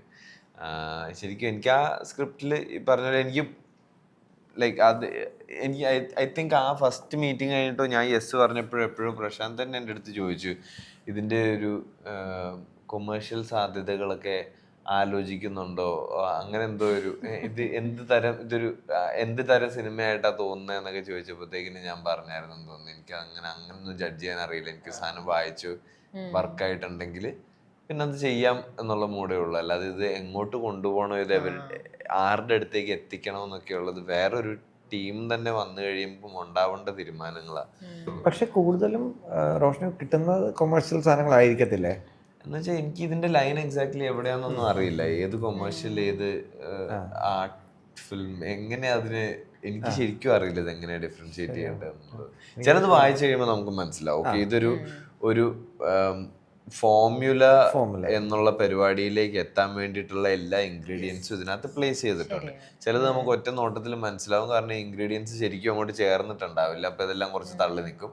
ചിലത് ഭയങ്കര രസമായിട്ട് ബ്ലെൻഡ് ആയിട്ടുണ്ടെങ്കിൽ നമുക്കൊന്ന് വായിച്ചു പോയി കഴിയുമ്പം അത് കൊള്ളാമല്ലോ ആ ചെയ്തിരിക്കുന്നതെന്നാണ് നമുക്ക് തോന്നുന്നത്. അത് ഭയങ്കര രസമായിട്ട് എല്ലാം കൊണ്ടുവന്നിട്ടുണ്ടല്ലോ. അപ്പോൾ അതൊക്കെ ഐ ഗെസ് ആർ കൊമേഴ്ഷ്യൽ. അല്ലാതെ പിന്നെയുള്ള എല്ലാത്തിനെയും തമ്മിൽ എങ്ങനെ എന്ത് ലൈനിട്ട് എങ്ങനെ സെപ്പറേറ്റ് ചെയ്ത് കാറ്റഗറൈസ് ചെയ്യണമെന്നൊന്നും എനിക്കറിയില്ല. ചെയ്ത് കഴിയുമ്പോഴേ ആക്ച്വലി മനസ്സിലാവുന്നത് എന്ത് ടൈപ്പ് സിനിമ. സാറിന് വായിക്കുമ്പോൾ മനസ്സിലാവാറുണ്ടോ? ഇല്ല, അല്ലേ? എനിക്കത് പറയാൻ പറ്റില്ല ആക്ച്വലി. കഥ വായിക്കുമ്പോൾ ആ കഥയിലേക്ക് ഫുൾ കയറുമ്പോൾ ഇത് കമേഴ്ഷ്യൽ ആണോ, ഇന്ത്യ ആണോ, ആർട്ട് ഹൗസ് ആണോ, അവാർഡ് കിട്ടുമോ എന്നൊന്നും പറയാൻ അല്ല, പറ്റില്ല. എനിക്ക് തോന്നുന്നത്, എനിക്ക് ഇത്തരത്തിനെ പറ്റി പേഴ്സണലി തോന്നിയ കാര്യം, ഇതിൽ നമ്മൾ ഡീൽ ചെയ്യുന്ന തീംസ് ഒന്ന് എല്ലാവർക്കും കണക്ട് ആവുന്നതാണെന്നുള്ളൊരു കാര്യമുണ്ട്. ഇപ്പം പ്രണയമായാലും നമ്മൾ ഡീൽ ചെയ്യുന്ന തമാശകളായാലും ഒക്കെ എല്ലാ ഈ കാണുന്ന ക്യാരക്ടേഴ്സ് നമ്മളെ കണ്ടിട്ടുള്ളവരും കാണുന്നവരും നമ്മളും ഒക്കെയാണ് എന്നുള്ളൊരു കാര്യമുണ്ട്. പ്ലസ് ഈ മറ്റേ തിൻ ലൈനിൽ പറയുന്നത് ഞാൻ പലപ്പോഴും പറയാറുണ്ട്, എന്നെ സംബന്ധിച്ചിടത്തോളം ഇൻഫർമേഷൻ പാസ് ചെയ്യുന്നത്, ഇൻഫർമേഷൻ എത്രമാത്രം കൊടുക്കുന്നു, അതിൻ്റെ അബണ്ടൻസ് ഓർ പിശുക്ക് ആണ് ഡിഫൈൻ ചെയ്യുന്നത് എനിക്ക് തോന്നുന്നുണ്ട്. ആർട്ടും കൊമേഴ്സിലും ആക്കുന്നത്, കൊമേഴ്സിൽ നമ്മൾ ഒരുപാട് സപ്പോർട്ട് കൊടുക്കുകയാണ്. ഇൻഫർമേഷൻ നിങ്ങൾ എടുത്തോളൂ, നിങ്ങൾക്ക് ഇഷ്ടംപോലെ തരുന്നുണ്ട്, നിങ്ങൾ എല്ലാം കൂടെ കണക്ട് ചെയ്ത് തന്നോളൂ. മറ്റേത് കണക്ട് ചെയ്യാൻ നിങ്ങളും കൂടെ കുറച്ച് അധ്വാനിക്കണം. നിങ്ങൾ കുറച്ചേ തരുന്നുള്ളൂ, നിങ്ങളൊന്ന് കണക്ട് ചെയ്തെടുത്താലേ നിങ്ങൾക്ക് വർക്കാവും. അങ്ങനെ ഒരു പ്രോസസ്സ് എല്ലാം നടക്കുന്നുണ്ട്. അപ്പോൾ ഇതിൽ നമ്മുടെ അബണ്ടൻസ്, ഞാൻ തമാശയാണെങ്കിലും പറയാറുള്ള എക്സാമ്പിൾ എന്ന് വെച്ചാൽ ഈ ഫോൺ കോൺവെർസേഷൻസ്. എൻ്റെ ഇതിലുള്ള എല്ലാ സിനിമകളിലും ഫോൺ കോൺവെർസേഷനിൽ ഒരാൾ സംസാരിക്കുമ്പോൾ അപ്പുറമുള്ള സൈഡ് നമ്മൾ കേൾക്കുന്നില്ല, അത് നമ്മൾ ഗസ് ചെയ്യണം എന്നുള്ളതാണ്. ഇതിൽ എപ്പോഴും നമ്മൾ ഇപ്പോൾ ഫസ്റ്റ് ഫോൺ കോൾ വരുന്നതും അഞ്ജന വിളിക്കുമ്പോൾ അഞ്ജനയുടെ സൗണ്ട് നമ്മൾ കേൾക്കുന്നുണ്ട്, ആളെ കാണുന്നില്ലെങ്കിൽ. അത് അങ്ങനെ ഒരു ഇത്. ബാക്കി എല്ലാ ഫോൺ കോളുകളും നമ്മൾ കട്ട് ചെയ്ത് കാണിക്കുന്നുണ്ട്. അപ്പോൾ കംപ്ലീറ്റ് ഇൻഫർമേഷൻ നമ്മൾ പ്രസന്റ് ചെയ്യുവാണ്, നമ്മൾ അതിലൊരു പിശുക്കും കാണിക്കുന്നത്. എനിക്കറിയില്ല കേട്ടോ, ഇൻഫർമേഷൻ ആണോ. എനിക്ക് തോന്നിയിട്ടുള്ള കുറെയൊക്കെ ഇമോഷൻ ആണ് ഇവര് മറ്റേ ഇൻജെക്ട് ചെയ്യുന്നത്. അത് സെക്കൻഡ് ചെയ്യുന്നത് മ്യൂസിക് ഒക്കെ വെച്ചിട്ട് ഇങ്ങനെ ഫീൽ ചെയ്ത് തുടങ്ങാൻ സമയമായോ കേട്ടോ എന്ന് പറയും. അപ്പോഴാണ് നമുക്ക് ഓക്കെ, അപ്പൊ ഇവിടെ ഇപ്പൊ ഞാൻ കാര്യമായിട്ടൊന്നും ചെയ്യണ്ട, ഞാനിത് ഇങ്ങനെ ഇതിന്റെ മുമ്പിൽ ഇരുന്നാ മതി, ഈ സിനിമ അതെ അതെ ഇത് എന്നെ കൊണ്ടുപോകും. മറ്റേതിനകത്ത് നമ്മൾ കുറച്ച് ഇൻവോൾവ് ആവും. പിന്നെ ഈ റിലേറ്റബിലിറ്റി ഫാക്ടർ, ഇപ്പൊ നമുക്ക് അറിയാവുന്ന ടൈപ്പ് ആൾക്കാർ അല്ലെങ്കിൽ നമുക്ക് അറിയാവുന്ന വിഷയങ്ങൾ തീം എന്നുള്ള രീതിയിൽ സംസാരിക്കുന്നു എന്ന് പറയുമ്പോൾ ഞാൻ കണ്ടിട്ടുള്ള ഏറ്റവും കൊമേഴ്ഷ്യൽ സിനിമകളിൽ ഒരെണ്ണമാണ് കുഞ്ഞിലെ സ്പീഡ്, കിയാനു റീവ്സിന്റെ സ്പീഡ്. അതിനകത്തൊരു ബസ്സിൽ ബോംബ് വെച്ചിരിക്കുന്നു എന്നുള്ളൊരു സാധനമല്ലേ. ഇതൊന്നും എനിക്ക് ആ പ്രായത്തിൽ റിലേറ്റബിളേ അല്ല, പക്ഷെ ആ സിനിമ മനോഹരമായിട്ട് എന്നെ അവിടെ ഇമോഷൻസ് റിലേറ്റബിൾ അല്ല. അതാണ് ഞാൻ പറഞ്ഞു വന്നേ. അപ്പൊ ഇത് എനിക്കറിയാവുന്ന ടൈപ്പ് ആൾക്കാരോ സെറ്റിങ്ങോ ഒന്നോ, എനിക്ക് അന്ന് ഇത് ഏതോ മറ്റേ വലിയ നാട്, ഞാൻ കണ്ടിട്ടില്ലാത്ത ടൈപ്പ് ഒരു ബസ്, മറ്റേ സ്വിച്ച് ഇട്ട ഡോറൊക്കെ തുറക്കുന്നു, അതിനകത്ത് ബോംബ്, ഇന്ന സ്പീഡ് താഴെ പോയ, ഇത് മൊത്തം മേക്ക് ബിലീവിന്റെ അങ്ങേയറ്റമാണല്ലോ. അപ്പൊ ഞാൻ പിന്നെ കുറെ നാൾ കഴിഞ്ഞിട്ട് ഡ്രാമ സ്കൂളിൽ പഠിക്കുന്ന സമയത്ത് ഞങ്ങൾ ഉറുബംഗത്തിന്റെ ഒരു പീസ് വർക്ക് ചെയ്തോണ്ടിരിക്കുക. അപ്പോ മറ്റേ തൊടയടിച്ച് പൊട്ടിച്ച് കഴിഞ്ഞിട്ടുള്ള ഒരു മോണലോഗാണ്. ഇതിങ്ങനെ വർക്ക് ചെയ്തോണ്ടിരിക്കുന്നതിന്റെ ഇടയിൽ എൻ്റെ അടുത്ത് നീരജ് കബി എന്ന് പറഞ്ഞ ആക്ടർ പറഞ്ഞു, പുള്ളി പറഞ്ഞു എല്ലാത്തിന്റെയും കോറിൽ ഹ്യൂമൻ ഇമോഷൻസ് എന്ന് പറഞ്ഞാൽ 5-6 ഉള്ളൂ, അതെല്ലായിടത്തും സെയിം ആയിരിക്കും. അപ്പൊ എല്ലാ കഥയുടെ അവിടം വരെ എത്തിക്കഴിഞ്ഞാല് പിന്നെ എല്ലാം യൂണിവേഴ്സലി റിലേറ്റബിൾ ആണ്. അല്ലാതെ ഇത് മറ്റേ മിത്താണെന്നോ ഇത് ഫിക്ഷൻ ആണെന്നോ ഇത് ട്രൂ സ്റ്റോറി ഇത് പഴയ നാട്ടിൽ ഇത് റഷ്യൻ ആണെന്നോ ഇതൊന്നും മാറ്റർ ചെയ്യുന്നില്ല. ഇമോഷനിലേക്ക് എത്തിക്കഴിഞ്ഞാൽ പിന്നെ എല്ലാത്തിനും എല്ലാ പോസിബിലിറ്റിയും ഉണ്ട്. അതിന് കൊമേഴ്ഷ്യൽ ആവാം, അത് ബാക്കിയെല്ലാം depends on how we make it. അപ്പോൾ അതായത് ക്യാരക്ടേഴ്സ് റിലേറ്റബിൾ എന്നുള്ളത് ഒരു ഒന്ന് മോഡിഫൈ ചെയ്തിട്ട് ഇമോഷൻസ് റിലേറ്റബിൾ ആണ്. അതെ അതെ, അത് ഐ തിങ്ക് എല്ലാ ഇമോഷനും റിലേറ്റബിൾ ആണ്. അല്ലെങ്കിൽ ഇപ്പൊ പറയുന്ന പോലെ ഇത്രയും യുനോ ആൾക്കാർക്ക് ഇപ്പൊ ജോയ്ലാൻഡ് എന്ന് പറയുന്ന ഒരു സിനിമ, കാതൽ എന്ന് പറയുന്ന സിനിമ, ഇപ്പൊ ഞാൻ പറഞ്ഞ സ്പീഡ്, ജുറാസിക് പാർക്ക്, ഇതെല്ലാം വർക്ക് ആവുന്നുണ്ടല്ലോ. എല്ലാ ഇമോഷനും ഐ തിങ്ക് കോറിൽ എത്തിക്കഴിയുമ്പോഴത്തേക്കും എപ്പോഴെങ്കിലും ഒക്കെ നമ്മളെല്ലാവരും ഫീൽ ചെയ്തിട്ടുള്ള സാധനങ്ങളാണ്. ഇത് അവിടെയാ ശരിക്കും കമ്മ്യൂണിക്കേറ്റ് ആവുന്നത്. ഈ കാതലും ഈ ജോലാൻഡൊക്കെ പറയുമ്പോഴത്തേനും ഈ നമ്മളും എവിടേക്കോ മാർജിനലൈസ്ഡ് ആവുന്നുണ്ട് എന്നുള്ളൊരു കാര്യമായിരിക്കും എന്ന് എനിക്ക് തോന്നുന്നു. നമ്മൾ എവിടേക്കോ ഒറ്റപ്പെടുന്നുണ്ട്, നമ്മൾ മനസ്സിലാക്കപ്പെടാതെ പോകുന്നുണ്ട്, തെറ്റിദ്ധരിക്കപ്പെട്ടു പോകുന്നുണ്ട്, അങ്ങനെയൊക്കെയുള്ള കാര്യങ്ങൾ. എനിക്ക് തോന്നുന്നത് നമുക്ക് ശരിക്കും പറഞ്ഞാൽ ഉൾക്കൊള്ളാൻ പറ്റുക എന്നുള്ളതല്ലേ, കണക്ട് ആവുക അല്ലേ.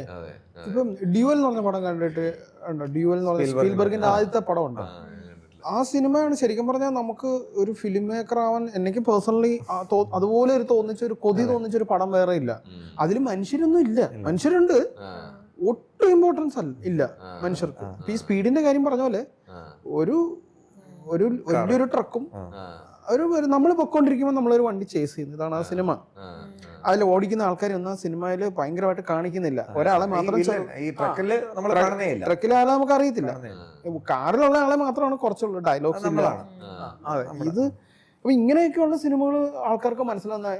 ഇപ്പൊ ഏത് കുട്ടിയെ കാണിച്ചാലും, ഇപ്പൊ നമ്മൾ റോഷൻ സ്പീഡ് കണ്ട കാര്യം പറഞ്ഞ പോലെ ആ പ്രായത്തിലുള്ളൊരു കുഞ്ഞിനെ കാണിച്ചാലും മനസ്സിലാവും. 90 വയസ്സുള്ള ബോധമുള്ള ഒരാളെ, അത്രയും പ്രായമുള്ള ഒരാൾക്ക് കണ്ടാലും അത് എൻജോയ് ചെയ്യാൻ പറ്റും. എല്ലായിടത്തും നമുക്കിത് മനസ്സിലാക്കാൻ പറ്റുക അല്ലേ, കണക്ട് ചെയ്യുക എന്നുള്ളതാണെന്ന് തോന്നുന്നു.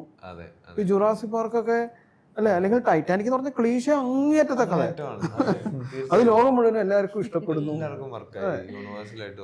നമ്മുടെ സ്ക്രിപ്റ്റിൽ എന്തായിരിക്കും നിങ്ങൾക്ക് ആദ്യം കണക്ട് ആയത്?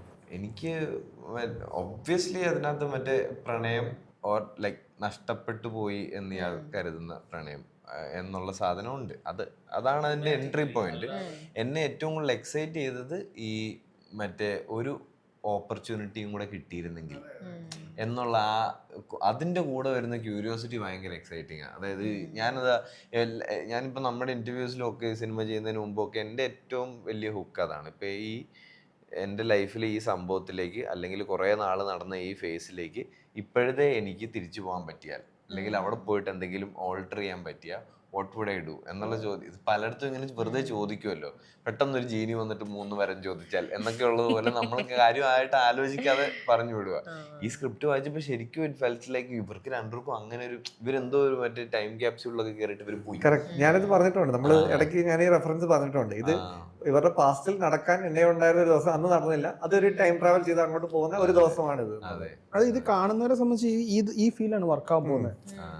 ഒരു ഒന്നുകൂടെ ഒരു 10 മിനിറ്റോ അരമണിക്കൂറോ അല്ലെങ്കിൽ കുറച്ച് സമയമോ ഒന്ന് നമുക്ക് ഏറ്റവും ഇഷ്ടമുള്ള ഒരാളോട് ഇരിക്കാൻ പറ്റുമായിരുന്നെങ്കിൽ, അല്ലെങ്കിൽ ഒരുപാട് പേര് എനിക്ക് തോന്നുന്ന ഹൃദയത്തിൽ ഈ സിനിമ കണ്ടു കഴിയുമ്പോൾ വളരെ സന്തോഷമുള്ള അനുഭവമായിരിക്കും, ഓർമ്മകളായിരിക്കും ഉണ്ടാക്കാൻ തോന്നുന്നു. എനിക്കും അത് തന്നെയാണ്.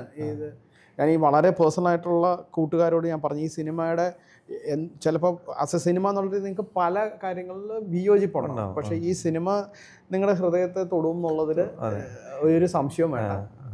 ഐഡിയോളജിയിലേക്ക് ചിലപ്പോൾ നമ്മൾ വഴക്കുണ്ടാക്കാം, പക്ഷേ ഈ സിനിമ എല്ലാവരും ബാധിക്കും. ഈ സിനിമ കാണാൻ പോയാൽ അവരെ ഇത് അഫക്റ്റ് ചെയ്യും. അതൊരു എനിക്ക് കിട്ടുന്നൊരു കോൺസ്റ്റൻ്റ്ലി കിട്ടുന്നൊരു ഫീഡ്ബാക്ക്. ഞാൻ ഒന്നിൽ കൂടുതൽ പേര് പറഞ്ഞിട്ടുണ്ട്, ഞാൻ പിറ്റേ ദിവസം അതിൻ്റെ പിറ്റേ ദിവസമൊക്കെ വിളിച്ചിട്ട് ഞാൻ ഇപ്പോഴും ആ റൂഫ് ടോപ്പിൽ നിൽക്കുവാണ് എന്ന് പറഞ്ഞിട്ടുണ്ട്.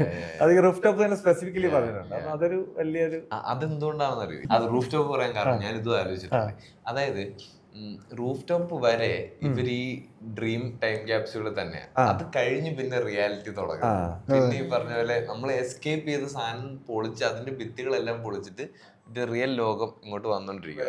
വെരി സ്ട്രേഞ്ച്ലി ഇപ്പൊ നമ്മൾ ഇരിക്കുന്നത് പോലും മറ്റേ ഒരു ഭയങ്കര ഇങ്ങനെ സെറ്റായിട്ട് പണിത് വെച്ചിരിക്കുന്ന ഈ മറ്റേ ഭിത്തിയുടെ പുറത്തുള്ള സാധനം മൊത്തം റൂഫ് ടോപ്പിൽ നിന്ന് ഇറങ്ങിയ ഉടനെ ഓരോന്നോരോന്നായിട്ട് ആദ്യം സനലായിട്ട് വരും.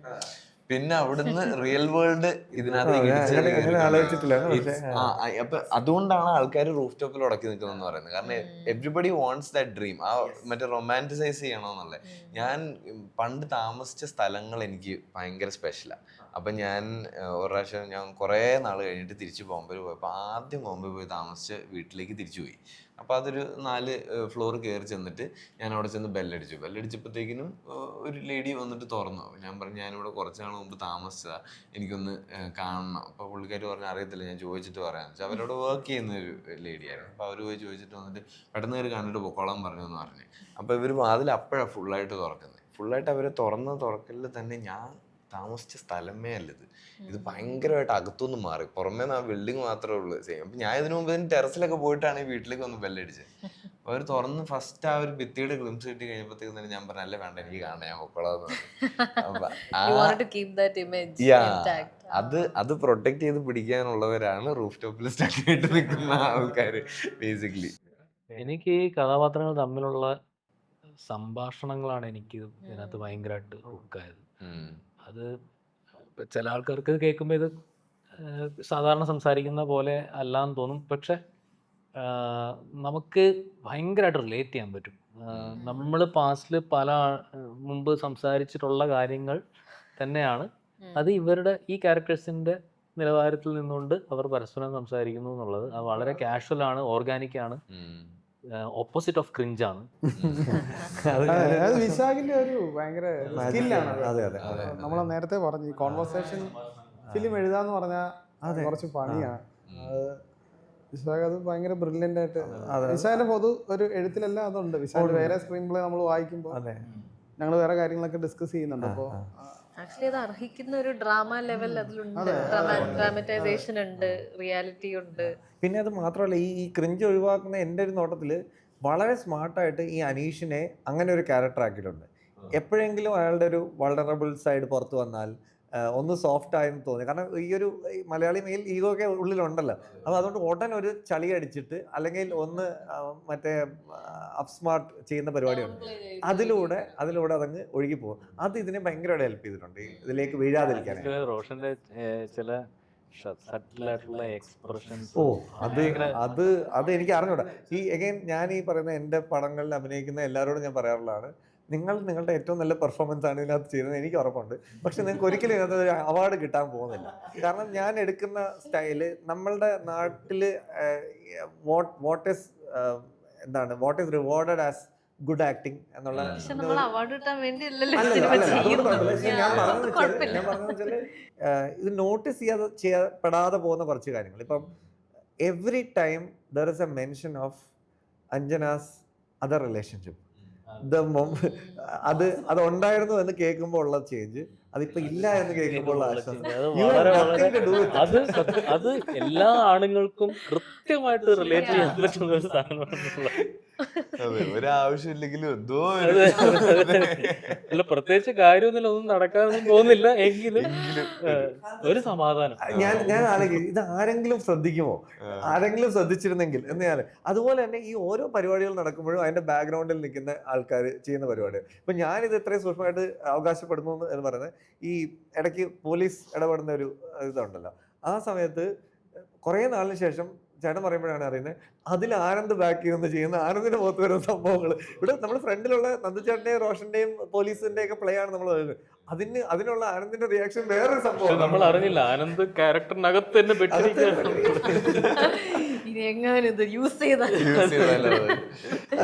അപ്പൊ ഇത് നമ്മുടെ ഒരു ഈ ഫിലിം മേക്കിംഗ് സ്റ്റൈലിന്റെ ഒരു കാര്യത്ത് വരുന്നുണ്ട്. നമ്മൾ ഒരുപാട് ക്ലോസപ്പുകളിലേക്കൊന്നും പോകുന്നില്ല. അപ്പൊ ഇതെടുത്ത് കാണിച്ച് ഇത് പഞ്ച് ചെയ്ത് ലുക്ക് നിങ്ങൾ ശ്രദ്ധിക്കൂ, ഇയാളുടെ റിയാക്ഷൻ ശ്രദ്ധിക്കൂ. ഇപ്പോഴത്തെ കാലഘട്ടത്തിൽ ഇതെല്ലാം ശ്രദ്ധിക്കും. ആനന്ദിന്റെ കാര്യം ഞാൻ ശ്രദ്ധിച്ചിട്ടുണ്ട്. ഞാൻ 2-3 തവണയൊക്കെ കാണുമ്പോൾ നമ്മൾ ഓരോരുത്തരെയും ഫോക്കസ് ചെയ്യും. റോഷന്റെ ഈ ഏരിയ അല്ലെങ്കിൽ ഞാൻ വേറെ ഏരിയ ശ്രദ്ധിച്ചിട്ടുണ്ട്, സാറിനെ ശ്രദ്ധിച്ചിട്ടുണ്ട്. എനിക്ക് തോന്നുന്നത് ഇതിന്റെ ഈ കോർ നന്നായത് കൊണ്ടാണ് നമുക്ക് ഇതൊക്കെ ചെയ്യാൻ പറ്റുന്നത്. ആനന്ദിന് ഇൻഫോർമേഷൻ ഉണ്ട്, റോഷന് ഇൻഫോർമേഷൻ ഉണ്ട്, ഞാൻ എന്താണ് എന്നുള്ളത്. അത് സ്ക്രീൻ പ്ലേ നിന്നും ഡയറക്ടറുടെ നരേഷനിൽ നിന്നും വരുന്നത് കൊണ്ടും. അതിപ്പോ നമ്മൾ ഏത് പഴയ സിനിമ എടുത്താൽ ഇപ്പൊ നമ്മൾ ഈ ജഗതി ചേട്ടനെ അല്ലെങ്കിൽ കൊച്ചി കനുഹയൊക്കെ കുറിച്ച് പറയുന്നുണ്ടല്ലോ, വെറുതെ അവർ നിൽക്കില്ല എന്തായാലും. സോ അത് നമ്മുടെ ഈ കണ്ടന്റ്.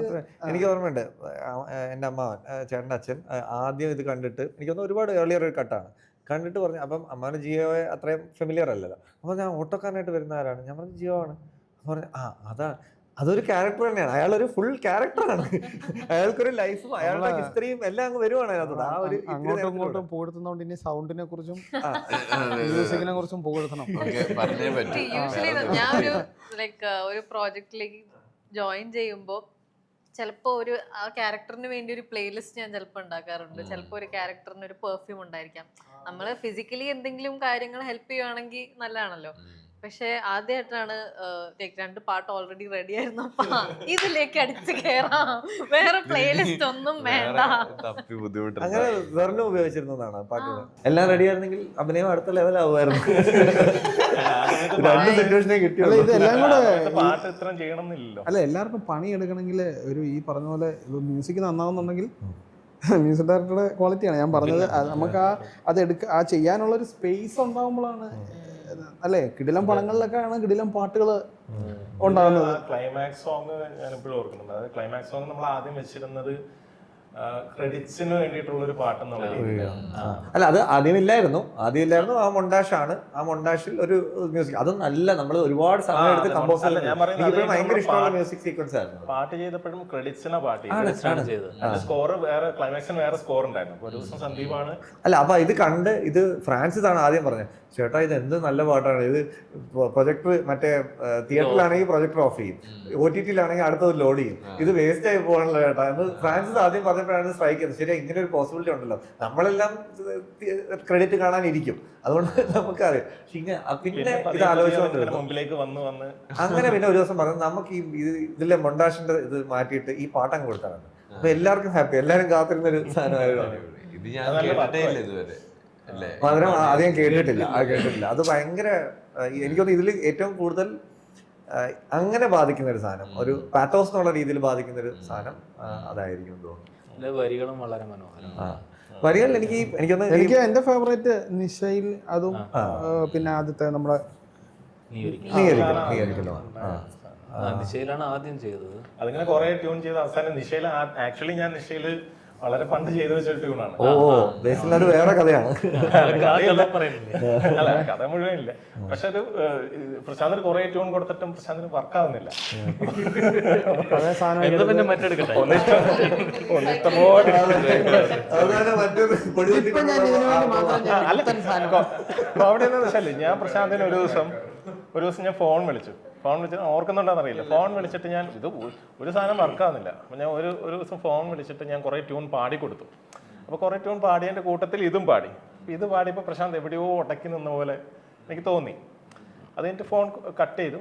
അത് കഴിഞ്ഞപ്പോൾ ഈ ട്യൂണ് പ്രശാന്തിന് ഇഷ്ടമാവുമെന്ന് എനിക്ക് തോന്നി. എന്നിട്ട് ആ ട്യൂൺ ഞാൻ പുതിയ ട്യൂണാന്ന് പറഞ്ഞിട്ട് പ്രശാന്തിന് കൊടുത്തു. ഫോണിൽ പാടിയവരെ ഓർക്കുന്നില്ല. അപ്പൊ പിന്നെ ഞാൻ പാടുന്നതിന്റെ ഒക്കെ ഉണ്ടാവും എനിക്ക് ഒറ്റയടിക്ക് അങ്ങനെ കേൾക്കുമ്പോൾ ജഡ്ജ് ചെയ്യാൻ പറ്റില്ല. അപ്പൊ അത് കഴിഞ്ഞിട്ട് ഇതേപോലെ ട്യൂൺ ഉണ്ടാക്കിയിട്ട് കൊടുത്തു കഴിഞ്ഞ പ്രശ്നം ഇതാണ് നമ്മുടെ പാട്ട്.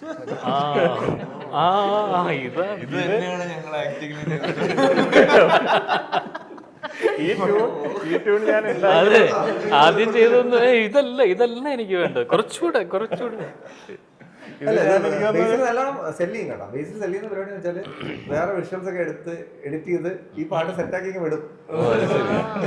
ഫുൾ പാക്കേജ് ചിലപ്പോ അകലുന്നതിന്റെ ഒക്കെ ആദ്യം രജനീകാന്തിന്റെ മഴയത്ത് രജനീകാന്ത് സ്ലോ മോഷൻ നടന്നു വരുന്ന സാധനം.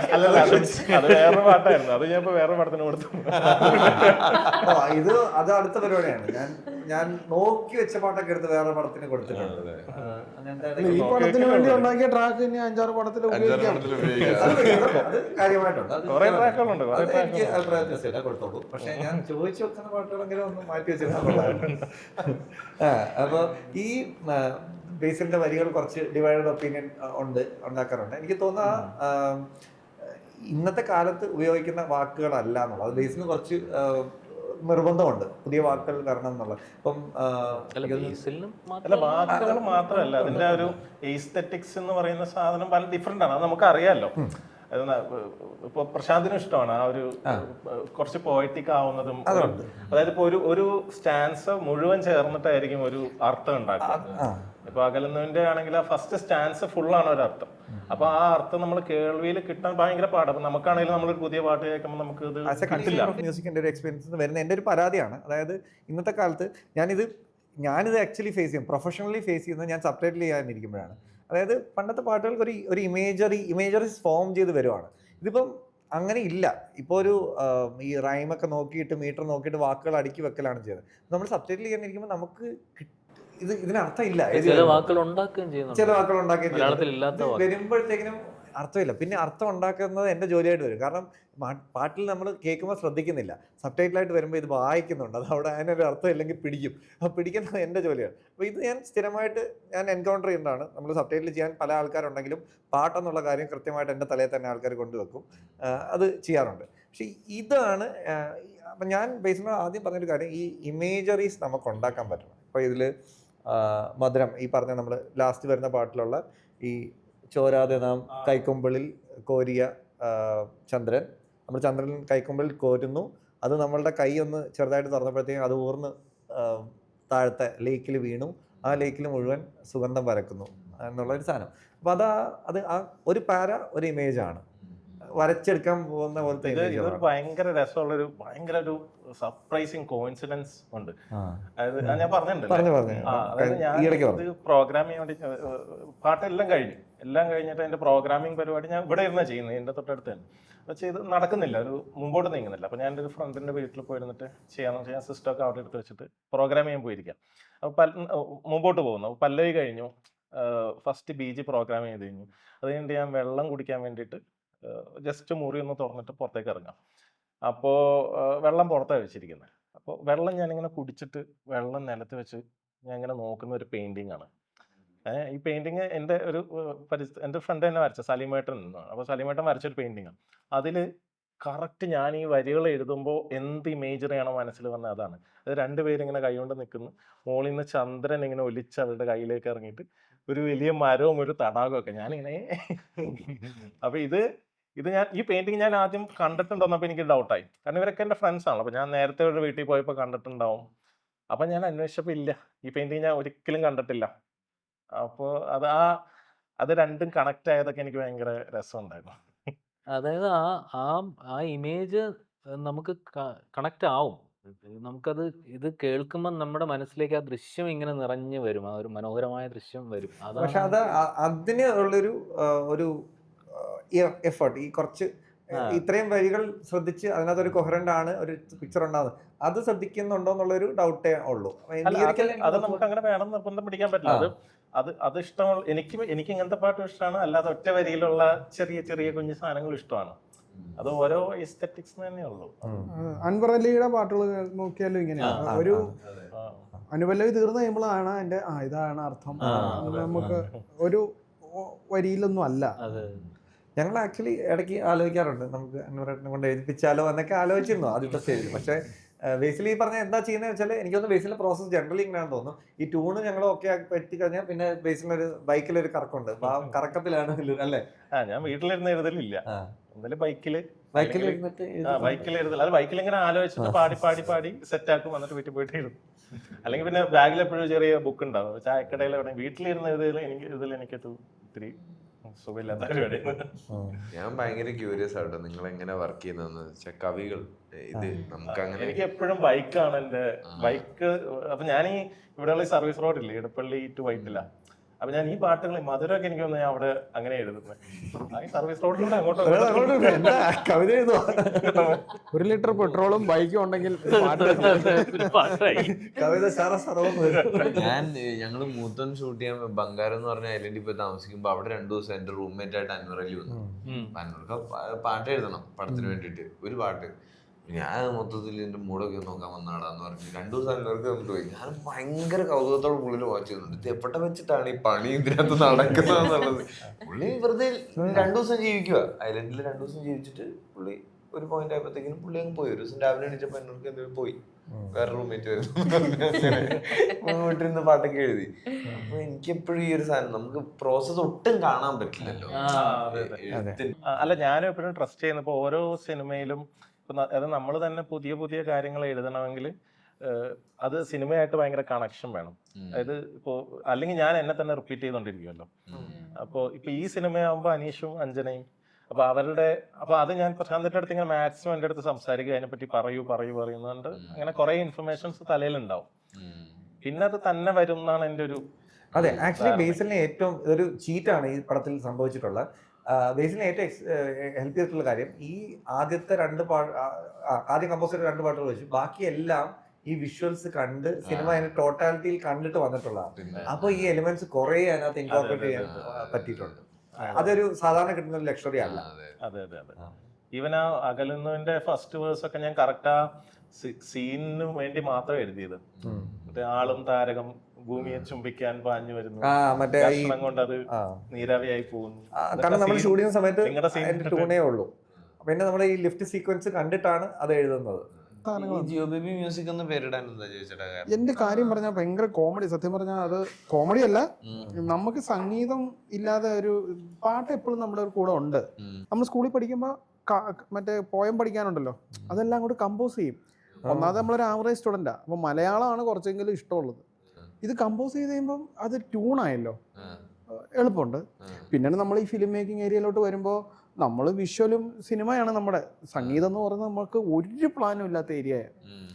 അമ്മയൊക്കെ നിർബന്ധിച്ച് ലളിതഗാനത്തിന് ചേർത്ത് ഡ്രംസ് ഉണ്ടോ ഇല്ല പറയട്ടെ, അങ്ങനെ ലളിതഗാനമൊക്കെ ഫോഴ്സ് ചെയ്തിട്ട് പാടിയിട്ടുള്ള ഒരാളാണ്. അങ്ങനെ ഞാൻ വന്നിട്ട് നമ്മൾ വിഷ്വൽ ചെയ്യുന്ന സമയത്ത് 2000 ഒക്കെ സമയത്താണ് കേരളത്തിലെ ആൽബങ്ങളുടെ ഒരു കുത്തൊഴുക്കും പരിപാടിയൊക്കെ തുടക്ക സമയത്ത് നമ്മളൊക്കെ ഇതിൻ്റെ അകത്തുണ്ട്. അപ്പോൾ ഇത് വിഷ്വൽ ചെയ്യണമെങ്കിൽ മ്യൂസിക് വേണം. മ്യൂസിക് ഡയറക്ടറെ അന്വേഷിച്ച് പോകുമ്പോൾ നമ്മുടെ അന്ന് പൈസ ഇല്ല, താരതമ്യേന ഈ ചെറിയ മ്യൂസിക് ഡയറക്ടേഴ്സിനെ നമുക്ക് പറ്റുള്ളൂ. സിനിമ ഒന്നും ചെയ്തു വരുന്ന അവൈലബിൾ ആകത്തില്ല, പൈസ ഇല്ല. അങ്ങനെ ചെല്ലുമ്പോൾ ചെറിയ ആൾക്കാർ തന്നെ ഭയങ്കര പൈസ പറയുന്നു. അപ്പോൾ ഞാൻ പറഞ്ഞ എന്നൊരു ട്യൂൺ ഉണ്ടാക്കി നോക്കാം, എനിക്കൊരു ഇൻസ്ട്രുമെൻറ്റും വായിക്കാൻ അറിയത്തില്ല. കുറച്ച് കർണാടക സംഗീതം വീട്ടിൽ നിന്ന് നിർബന്ധിച്ച് വിട്ടുപോയി പഠിച്ചിട്ടുണ്ട്, അത് ഞാൻ കംപ്ലീറ്റ് ചെയ്യാനൊന്നും പോയിട്ടില്ല. അങ്ങനെ ഞാനങ്ങ് കമ്പോസ് ചെയ്യുക. കമ്പോസ് ചെയ്യുമ്പോൾ എനിക്ക് റിതം സെൻസ് ഉണ്ട്. എനിക്കിപ്പോൾ പാട്ട് പാടണമെങ്കിൽ എവിടെയെങ്കിലും ഞാൻ അറിയാതെ കൈ തട്ടിപ്പോവും. അത് ജനിച്ചപ്പോൾ മുതൽ ആദ്യത്തെ പാട്ട് മുതൽ അങ്ങനെയാണ്. സോ ഞാൻ കമ്പോസ് ചെയ്യുന്നു, ഒരു പ്രോഗ്രാമറെ വിളിക്കുന്നു, പ്രോഗ്രാം ചെയ്തു തരുന്നു, അതിൻ്റെ റിതം എല്ലാം എൻ്റെ പ്ലാനാണ്. അങ്ങനെ എനിക്ക് ചെയ്യാൻ പറ്റത്തുള്ളൂ, നമ്മുടെ ഐഡിയയിൽ ഇതെല്ലാം പോകുന്നത്. അങ്ങനെ പാട്ടായി, അത് വിഷ്വൽ ചെയ്തു. കോളേജ് പഠിച്ചുകൊണ്ടിരിക്കുമ്പോൾ കോളേജിൽ എന്ത് പരിപാടി ഉണ്ടല്ലോ ഈ പാട്ടേ ഇടുകയുള്ളൂ. അങ്ങനെ എന്താ പറയാ, ഹിറ്റാക്കി മാറ്റി. കോളേജിൽ ഈ പാട്ടേ ഉള്ളൂ, കാരണം എന്ത് പബ്ലിക് പരിപാടിക്ക് ഈ പാട്ട്. അങ്ങനെ വന്നപ്പോൾ ഞാൻ പിന്നെ മീഡിയ പഠിക്കാൻ പോയി. അവിടെ ചെന്നപ്പോൾ ഓൾറെഡി എൻ്റെ ഒരു ആൽബം ഇറങ്ങിയിട്ടുണ്ട്. സോ വിഷ്വൽ ഡയറക്ഷനും മ്യൂസിക് ഡയറക്ഷനും ഞാൻ തന്നെയാണ്. അപ്പൊ ഈ പിള്ളേർ വന്നിട്ട്, അതായത് മീഡിയ സ്കൂളിൽ പഠിക്കുമ്പോൾ മ്യൂസിക്കിന്റെ ആവശ്യം വരുമല്ലോ, എല്ലാ പ്രൊഡക്ഷനും. ഇതിന്റെ എല്ലാം മ്യൂസിക് ഡയറക്ടർ ഞാനായി അങ്ങ് മാറി. സോ ആ കോളേജിൽ നമുക്ക് നല്ല കൂട്ടുകാരായിട്ടുള്ള പ്രോഗ്രാമേഴ്സും ഉണ്ടായിരുന്നു കോളേജിലും. കോളേജിന്റെ അടുത്തൊരു ചേട്ടൻ. അപ്പൊ ഇവരെല്ലാം നമ്മുടെ അറേഞ്ച് ചെയ്യുന്നവരും പ്രോഗ്രാമേഴ്സുമായി മാറി. ഞാൻ ആ കോളേജിൽ മ്യൂസിക് ഡയറക്ടറാണ്. സോ ഞാൻ ഡിസ്മിസിലാണ് കോളേജിൽ നിന്ന്, ഒരു ഷോർട്ട് ഫിലിം ചെയ്തതിന്. ഒരു ഹോമോസെക്ഷൽ കണ്ടന്റ് ചെയ്ത് ഞാൻ ഡിസ്മിസിലായ സമയത്ത് ഒരാളെന്നെ വിളിച്ചു, നീ ഒരു കാര്യം ചെയ്യ്, നീ വിഷമിക്കണ്ട. അത് പറഞ്ഞത് മാത്യു പോൾ എന്ന് പറഞ്ഞ ആർട്ട് ഫിലിം മേക്കറാണ്. നമ്മുടെ പോപ്പിയും ഏറാമനൊക്കെ കമ്പോസ് ചെയ്തിട്ടുണ്ട് പുള്ളിക്ക് വേണ്ടിയിട്ട്. പുള്ളി വിളിച്ചു, നീ രാത്രി ദിദിശാമ്പിന്റെ മ്യൂസിക് ചെയ്യാൻ പറഞ്ഞു. പുള്ളി ഇപ്പൊ മരിച്ചുപോയി കേട്ടോ, കുറച്ച് വർഷം മുമ്പ്. ഞാൻ ഞെട്ടിപ്പോയി. ഞാൻ ഈ ഏരിയ പ്ലാൻ ചെയ്യുന്നില്ല, പക്ഷെ ഞാൻ നോക്കുമ്പോൾ എനിക്ക് സർവൈവ് ചെയ്യാൻ പറ്റും. ഡിസ്മിസിലായതുകൊണ്ട് വീട്ടിൽ നിന്ന് പൈസ വേണ്ടിയിട്ട് തൽക്കാലത്തേക്ക് നിർത്തി വെച്ചിരിക്കുക. ഞാനിതെടുത്ത് ചെയ്തു. ആ സമയത്ത് തന്നെ എനിക്ക് നാഷണൽ പെയിന്റ് എന്ന് പറഞ്ഞൊരു ഓൾമോസ്റ്റ് ഒരു നാഷണൽ ആർഡ് ഇത് കഴിയും ഇതിന്റെ കൂടെ തന്നെ വന്നു. ഞാനൊരു 10-30 പരസ്യങ്ങൾ ചെയ്തിട്ടുണ്ട്. അങ്ങനെ ഞാൻ കീബോർഡ് വാങ്ങിച്ചു. കർണാടകത്തിന്റെ സ്വരസ്ഥാനങ്ങൾ അത്യാവശ്യം അറിയുന്നുണ്ട്. കീബോർഡ് പെട്ടെന്ന് പഠിക്കും. മെഡി വാങ്ങിച്ചു. പ്രോഗ്രാമിംഗ് തുടങ്ങി. കാരണം പരസ്യം ചെയ്യുമ്പോൾ നമ്മൾ തന്നെ പ്രോഗ്രാം ചെയ്തില്ലെങ്കിൽ ഈ പ്രോഗ്രാമറുമായിട്ട് നമ്മൾ അടിയുണ്ടാവും. അങ്ങനെ ഇതെല്ലാം പെട്ടെന്ന് നമുക്ക് എന്തോ പഠിക്കാൻ പറ്റി. എൻ്റെ ഫാദർ എന്നോട് പറഞ്ഞു, സംഗീതത്തിന്റെ പരിപാടി നിർത്തിക്കോളാൻ പറഞ്ഞു. പുള്ളി നമ്മുടെ വലിയ ഫ്രണ്ടാണ്. നിനക്ക് ഇത് ഒന്നാമത് ഇത് അറിയത്തില്ല. ഞാൻ ഭക്തിഗാനങ്ങൾ ചെയ്യുന്നുണ്ട്. കൈരളി വി ചാനലിന്റെ ഏതോ പ്രോഗ്രാമിന്റെ ടൈറ്റിൽ സോങ് കമ്പോസ് ചെയ്തിരിക്കുന്നത് ഞാനാണ്. കുറെ സിംഗേഴ്സ് എനിക്ക് വേണ്ടി പാടിയിട്ടുണ്ട്. റീമി ടോമി, വിധു പ്രതാപ്, ഫ്രാങ്കോ എന്ന് വേണ്ട ഒത്തിരി പേര് പാടിയിട്ടുണ്ട്. അപ്പൊ ഈ സംഗീത ഏരിയയിലും കുറച്ച് ഫ്രണ്ട്സ് ഉണ്ട് പരസ്യം ചെയ്തിട്ടുള്ള ഡയറക്ടേഴ്സ്. അങ്ങനെ ഞാനായിട്ട് നിർത്തിയത്. ഞാൻ നിർത്തിയിട്ട് എൻ്റെ ഫാദർ പറഞ്ഞു, നീ ഏതെങ്കിലും ഒന്ന് നോക്ക്, നീ സിനിമയാണ് നിനക്ക് പറ്റുന്ന പരിപാടി, ഇത് നിന്റെ ഉടായ്പ പരിപാടിയാണ്. ശരിക്കും അതെ. കാരണം ഞാൻ കുഞ്ഞുനാളി മുതൽ ഞാൻ എഴുന്നേറ്റ് വരുമ്പോൾ കേൾക്കുന്നത് പങ്കജ് ഉദ്ദാസ്, മറ്റേ ജഗത് സിംഗ്, ചിത്ര സിംഗ്, ഇങ്ങനെയൊക്കെ കേട്ട് പറഞ്ഞാൽ സ്വാഭാവികമായിട്ട് ഒരാൾ കമ്പോസറായി പോകും.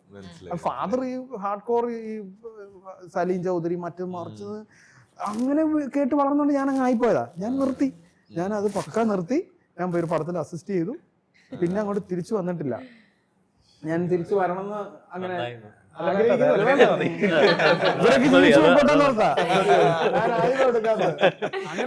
ഒരുപാട് പടങ്ങളൊക്കെ ചെയ്യാൻ ഞാൻ ആദ്യ സമയത്ത് സിനിമയുടെ റെക്കോർഡിങ്ങിന് ഞാൻ പോകുമ്പോ രാജേഷ് ചേർത്തല ഫ്ലൂട്ട് വായിക്കുന്ന, ഫ്രാൻസിസ് ചേട്ടൻ വയലിൻ വായിക്കും, ഇവരൊക്കെ നമുക്ക് വേണ്ടി വായിച്ചിട്ടോ. അല്ലെ താൻ മ്യൂസിക് ഡയറക്ടർ അല്ലല്ലോ. പിന്നെ അല്ലെ നമ്മുടെ സിനിമയൊക്കെ പോപ്പുലർ ആവുന്നതിന് മുന്നേ. അതുകൊണ്ട് അങ്ങനെ ഒരു അത് അന്ന് ഞാൻ ഇട്ടതാണ് ജിയോ ബേബി മ്യൂസിക് എന്ന് പറഞ്ഞിട്ട്. ഭയങ്കര അതെ. ഇത് പറയാൻ തുടങ്ങിയാൽ ഒത്തിരി ഉണ്ട്, ഇനിയുണ്ട്. ഞാൻ ഇതിന്റെ ഷോർട്ട് വേർഷനാ ഏറ്റവും. പക്ഷെ അത് സെൻസ് ചെയ്യും. എന്റെ അടുത്ത് ബേസിൽ ഒരുപാട് മുമ്പ് പറഞ്ഞിട്ടുണ്ട്, ജിയോയുടെ കൂടെ വർക്ക് ചെയ്യാൻ പറ്റിയ ജിയോയ്ക്ക് അങ്ങനെ ഒരു മ്യൂസിക് സെൻസ് ഉണ്ടെന്ന് തോന്നുന്നു. അല്ല, മ്യൂസിക് സെൻസ് നമ്മുടെ സിനിമയ്ക്ക് വേണ്ടി പാട്ട്. ഇപ്പൊ ഞാനും ബേസിലും വർക്ക് ചെയ്തിട്ടുണ്ട്, പക്ഷെ ഞങ്ങൾ കണ്ടിട്ടില്ല കോവിഡിന്റെ സമയത്ത്. ഞാൻ പെട്ടെന്ന് എന്റെ എല്ലാ പരിപാടിയും അല്ല എന്റെ കൂടെ വർക്ക് ചെയ്യുന്ന മീൻസ് ഇപ്പൊ ഓരോരുത്തരുടെയും പ്രോസസ് എനിക്ക് എപ്പോഴും പെട്ടെന്ന് സംഭവിക്കണം. എന്റെ എഴുത്ത് മീൻസ് എഴുതാൻ തുടങ്ങിക്കഴിഞ്ഞാൽ പെട്ടെന്ന് തീരും. പക്ഷെ തുടങ്ങണമെങ്കിൽ ചിലപ്പോൾ 2 വർഷം 3 വർഷമൊക്കെ എടുക്കും. ഇപ്പം ഞാൻ 3 കാതല് ഞാൻ എഴുതിയിട്ടില്ല, മീൻസ് അതിൻ്റെ ഒരു ഡിസ്കഷനിലേ ഉള്ളൂ. കാതല് കഴിഞ്ഞിട്ട് ഞാൻ ഇപ്പോഴാണ് എഴുതാനിരിക്കുന്നത്. സോ അത് എഴുതാൻ തുടങ്ങി ഞാൻ പെട്ടെന്ന് എഴുതും. പക്ഷേ എനിക്ക് കൺഫ്യൂഷൻസ് ഇല്ല. ഇപ്പം എൻ്റെ കൂടെ വർക്ക് ചെയ്യാൻ മ്യൂസിക് ഡയറക്ടർ കുറച്ചുകൂടെ എളുപ്പം ഉണ്ടാവും. മ്യൂസിക് ഡയറക്ടേഴ്സ് മാത്രമല്ല, കോസ്റ്റ്യൂമറൊന്നും എനിക്ക് പറയാൻ അറിയത്തില്ല.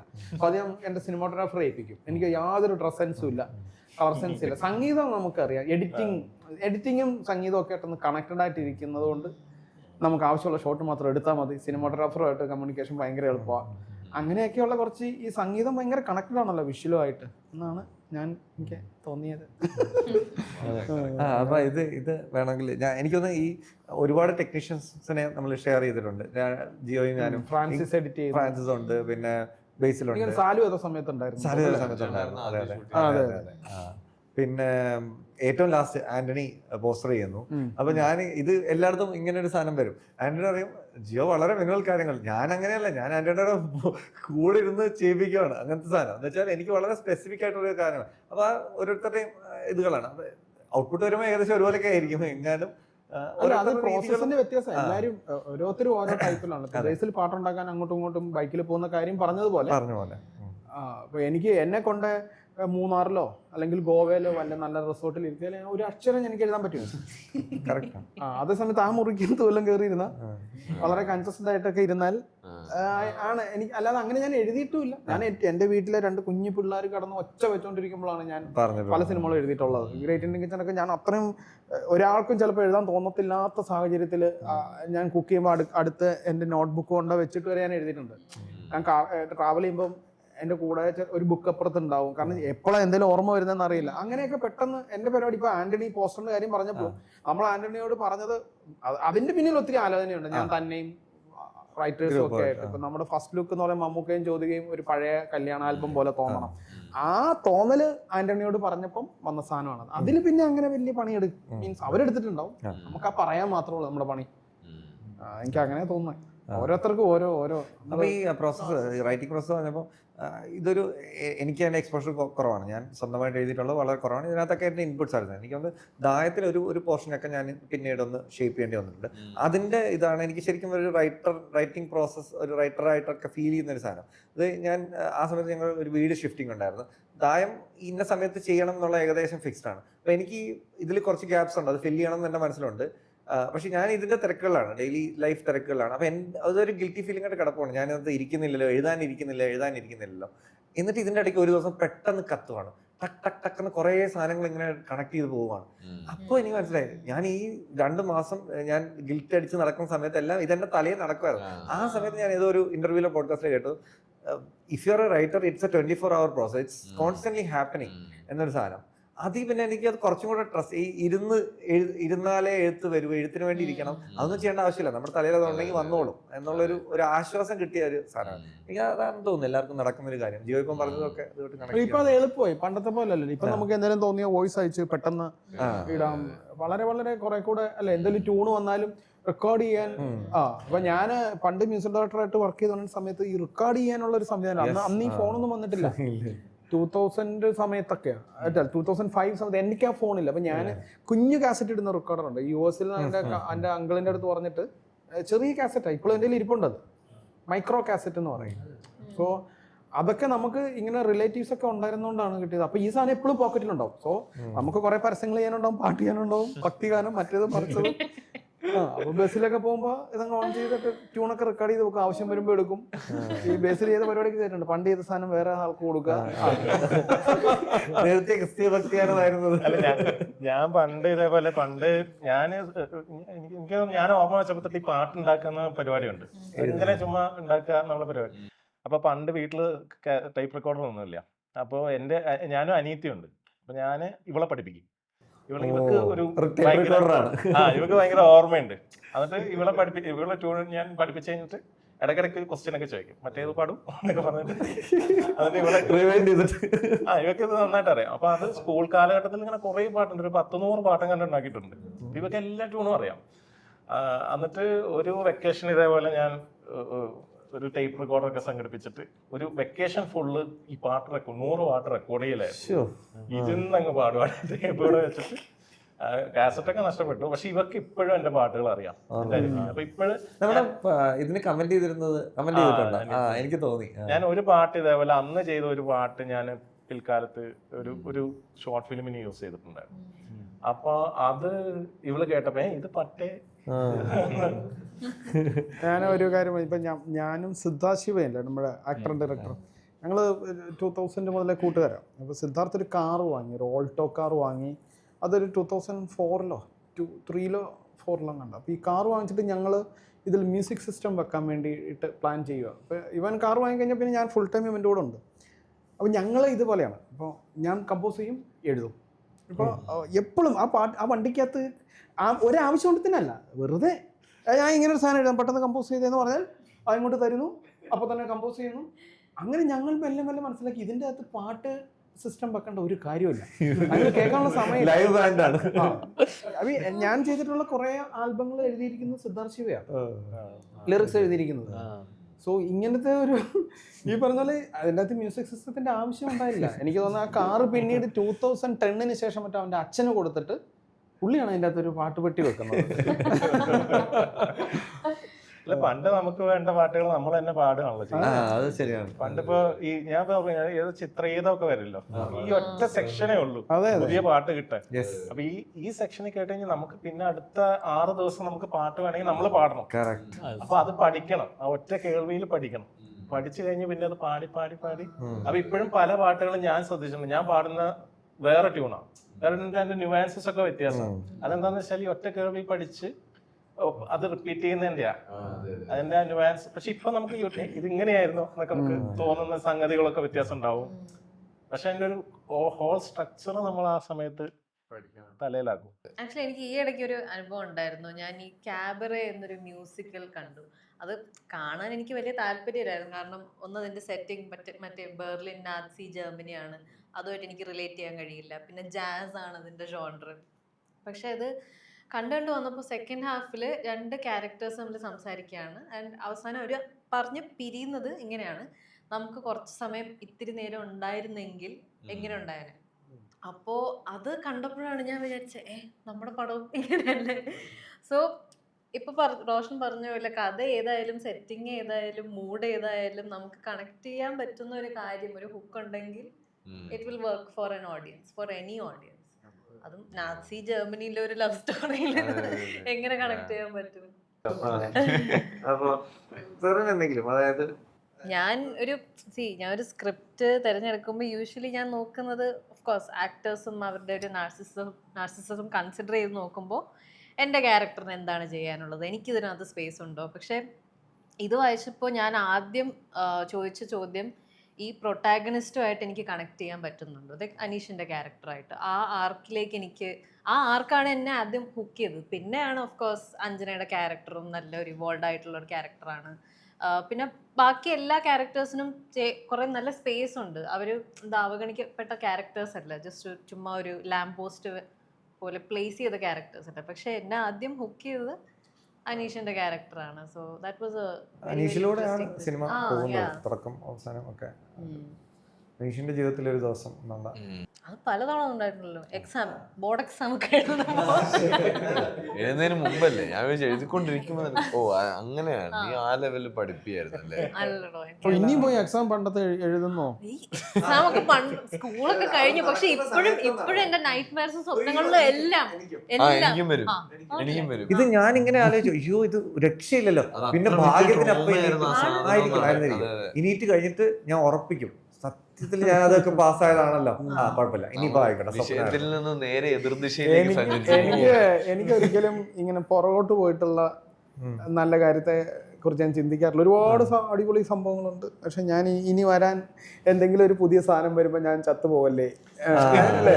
ഇപ്പൊ ഇന്റർനെറ്റ് വന്നു, ഫോൺ വന്നു, അല്ലെ? ഇനി എന്തെങ്കിലും അല്ലെ പെട്ടെന്ന് വേറൊരു രാജ്യത്തേക്ക് എത്താൻ പറ്റുന്നോ, മുകളിലേക്ക് മറ്റേ ഏതെങ്കിലും ഒക്കെ പോകാൻ പറ്റുന്ന സംവിധാനം ജനകീയമാകുന്ന സമയത്തും ഇവിടെ ഉണ്ടാവണേന്നൊക്കെ ഉള്ള ലൈനിലാണ് ഞാൻ പോകുന്നത്. അതുകൊണ്ട് എനിക്ക് ഇനി മുമ്പോട്ട് പോകുമ്പോൾ ആരുടെയും കൂടെ നല്ല സമയം കിട്ടണമെന്നേ ഉള്ളൂ.